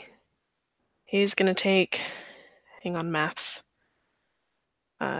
24 damage. Yeah, you just brutalize him. 2 quick blows. One takes his arm off that holds the spear, and the other one takes off his head, and it falls dead. The other one looks shocked by your sudden appearance and killing its companion. And Eriador, you're now left facing only 1 orc, and you now have an ally with you. Yep, Eriador is just going to try to end it. Yep. What's 13 looking at against an orc? 13 is going to hit. So it's going to be 2 hits then for 11, then 13 for 24 slashing. Another 2 quick slashes, one down at its leg to drop it, and then another one across its chest. Yep. Yeah. So you kill this one. And with your guys' permission, rather than rolling this out, there's only 2 orcs and a warg. They're not going to run, and they're also not going to kill Badu. So why don't we just describe how these orcs come to an end? We'll start with you, Badu, because you're prone on the ground. Yeah, so he, the one tries to drive its spear into him, and he kind of catches it almost, and it cuts his side, but he uses it to kind of pull himself up, pulling it further into the ground, and he just gets up and immediately just bears his axe down on this warg on the ground here, and he just brings his axe downward on the back of its neck and just brutalizes it, and brings his other axe around the side to catch the orc who stabbed him in the arm and almost like push it into the other one. And I'm pretty sure that's all he's gonna do before Wari comes up. Yeah. And Wari, how do you contribute to? And you guys can definitely take agency here to end these orcs, and don't feel that you can't end them in one thing. So Wari, what does Wari do? How does he contribute to ending this fight? I want to say that like seeing everybody still alive at this rate after fearing the worst with both the screams coming and Isfael running by, he would just drop his bow and just run at the next closest orc, probably the one closest to Badu as well, and just drive the dagger into it and like just kick one of the orcs like after he's done stabbing it, just kind of like kick it over. Yeah. The remaining orc tries to the warg tries to flee, and that's when you end it, Badu, with an axe blow. The remaining orc tries to drive a spear into you, Badu, and we'll go to Moira. You see the final orc set upon by Badu, and now Wari.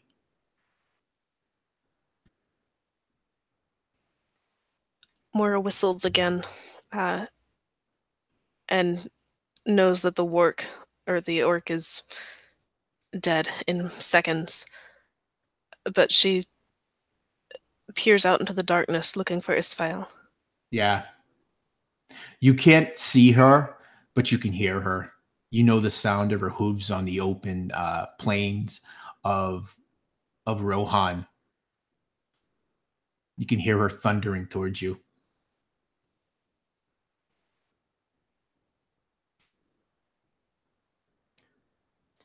And when it's clear that the battle is fully turned in our favor. Yeah, is that when Lily? So this final orc dies. Is that when Lily pops up out of the bushes? Yes. Whoa, that wasn't so hard. Lily pops. Well, Lily's badly injured, actually. The rather sad and bleeding-looking little Lily pops up out of the bushes. Yeah. I'm so glad you're all right. The battle is over. There's a smell of the fire and of the cooking meat. Do we see anything of a woman that would have screamed, or her remains, or you don't? You can see the evidence? fire. You can see there's beyond the fire. You can see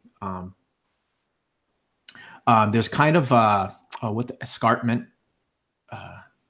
The fire is built on top of this little escarpment. It's probably a couple of feet, maybe 2 or 3 feet high. And beyond that, you can see some stonework.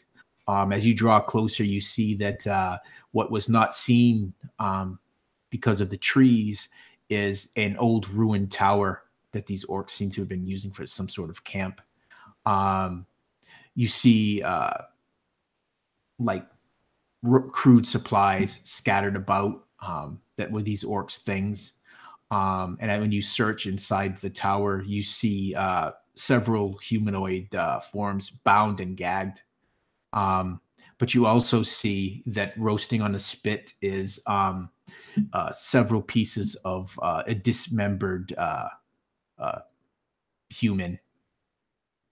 And you also see beside the fire what must have been some work that one of the orcs was doing with an axe. As you see a now dead and beheaded body, the orc was chopping the limbs from it to cook.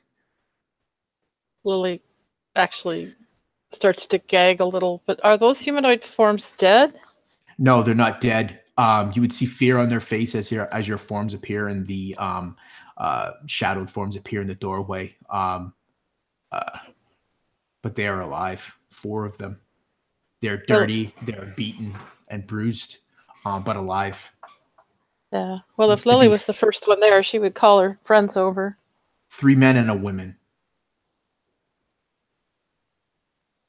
Get them untied. You can see relief immediately on their faces when they see that you are no longer their captors. Hard to be afraid of a hobbit. Yeah. You could see that they were treated very poorly by these orcs. Many of them are bruised, and they carry these bruises across their face. Their lips are swollen. Their eyes keep barely open. I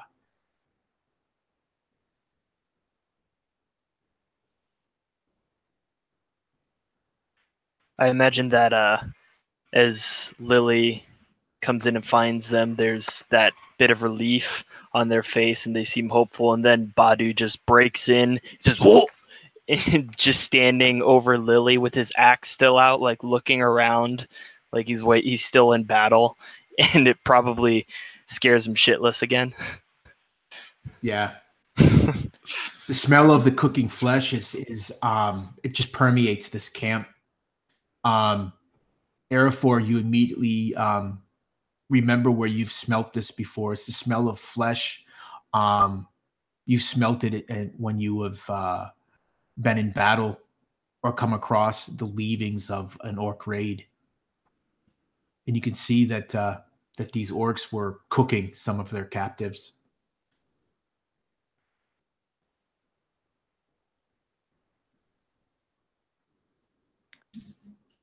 He ignores the smell for now, kind of rushing over to join the others where these people are bound and gagged. He's gonna take out his belt knife and start cutting at people's gags and bindings. Perfect. Lily's going to start offering them water. Yeah.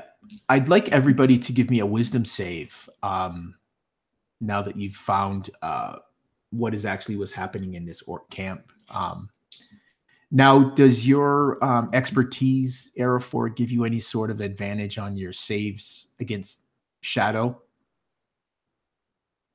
It's only if the source of the shadow is corrupted land, so I don't think it would apply in this situation. No, it is not. This is just wild lands. Total of 22 for me. Yeah, and you have it. You do have advantage though, right? Yes, Yeah. I used it. So Badu and Wari, the scene is grisly and affects you deeply. You're both going to take 1 shadow.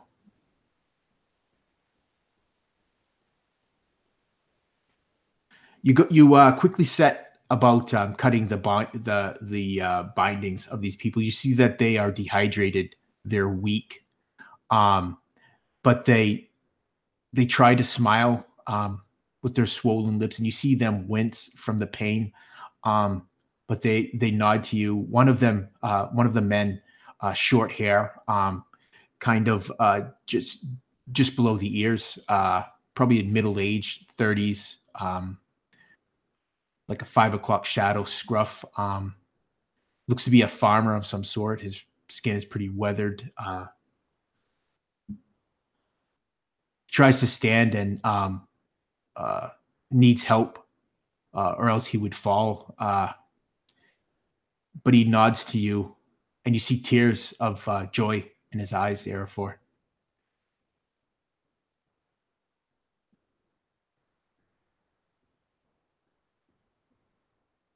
It's okay. We'll have you free. We'll have you out of here.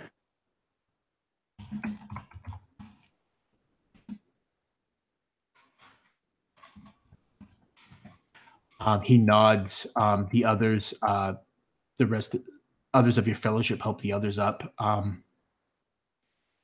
The lone woman of them steps forward.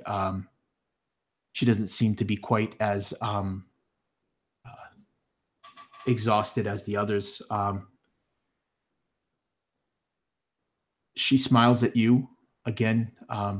It's kind of this perversion of a smile with she has a split lip.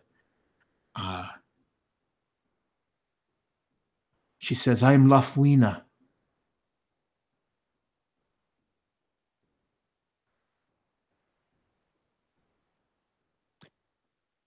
Eriador. I and my kin are thankful for your rescue.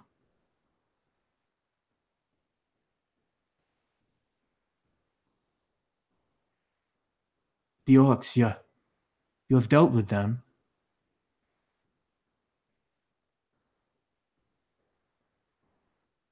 With these ones, yes. We're never far behind. Won't be safe to stay right here. She nods agreement.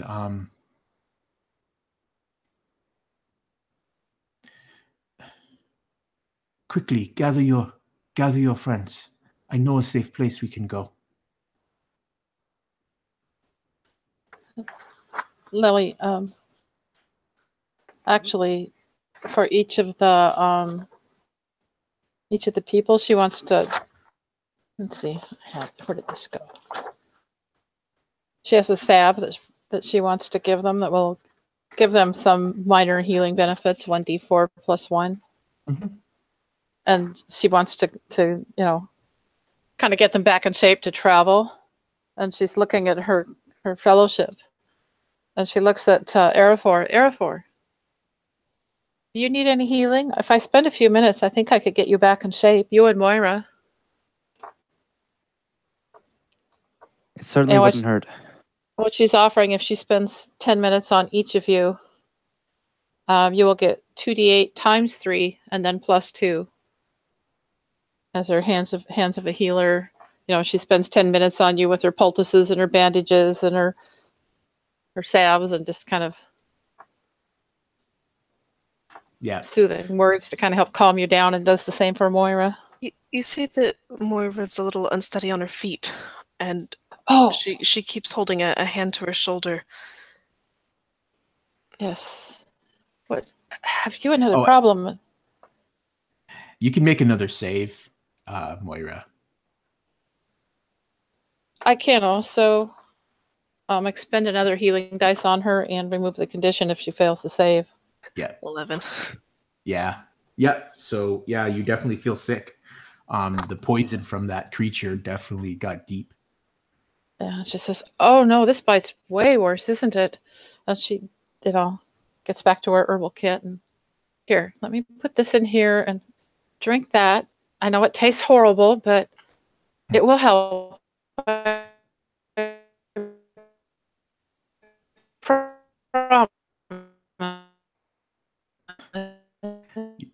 Lily the robot. You went all robot on us, Carol. And yeah, so you guys would definitely have time to tend to your wounds, tend to these wounded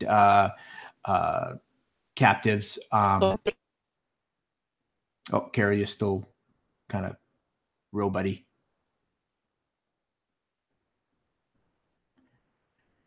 And you guys would definitely have the benefit of short rest, but it seems like Lily is going to do her best to heal most of you.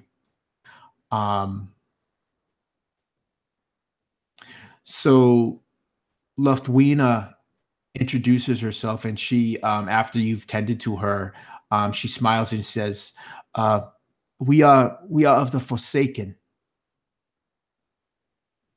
Something you would notice. You would recognize that, Eriador. They're of the Eagland people.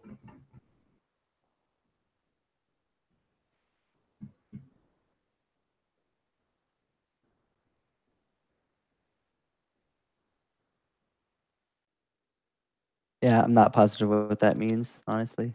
Yeah, it's just it's part of the lore. The Eagland were people that were they're called the Forsaken because they were driven from Ruidar when it was taken by the forces of Shadow when the Witch King moved in there many centuries ago. And they were basically like a nomadic lost peoples that had settled in the lone lands. Many call them the Forsaken, but they call themselves the Iglan.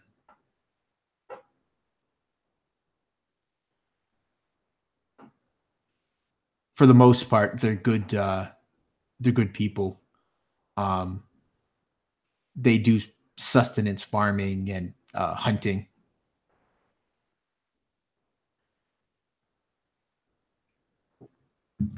She offers to guide you to her people's camp.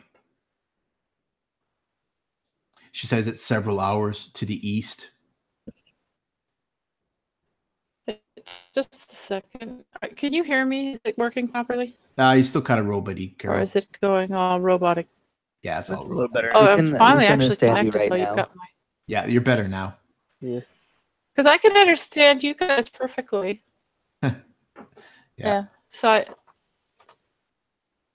All right. It's all good. So she would offer to lead you there, but after spending some time and getting some of their strength back, thanks to Lily's ministrations, if you don't accept the offer, they would thank you again, and head off.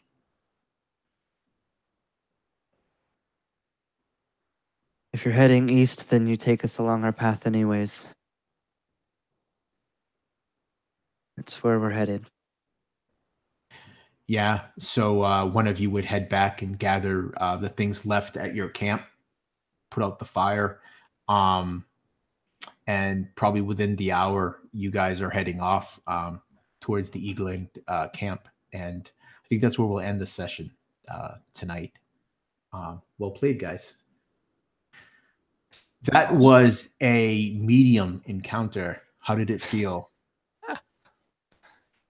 I mean, level 5 feels pretty good, man. Yeah, That was just about Awesome right. for me. yeah. Yeah. That was a good Bring on the encounter. hard ones. I mean, I wanted you guys to have a Lily, good one where Lily got. you could stretch your level 5 legs. Yeah. Extra tax all day. Well done. Lily got Well done. torn up. I'll try to better do later too. Well, anyways, I'm going to end the Yeah, stream. Lily got torn up. She had enough resilience to survive. Thanks everyone for playing. I'm going to stop the broadcast.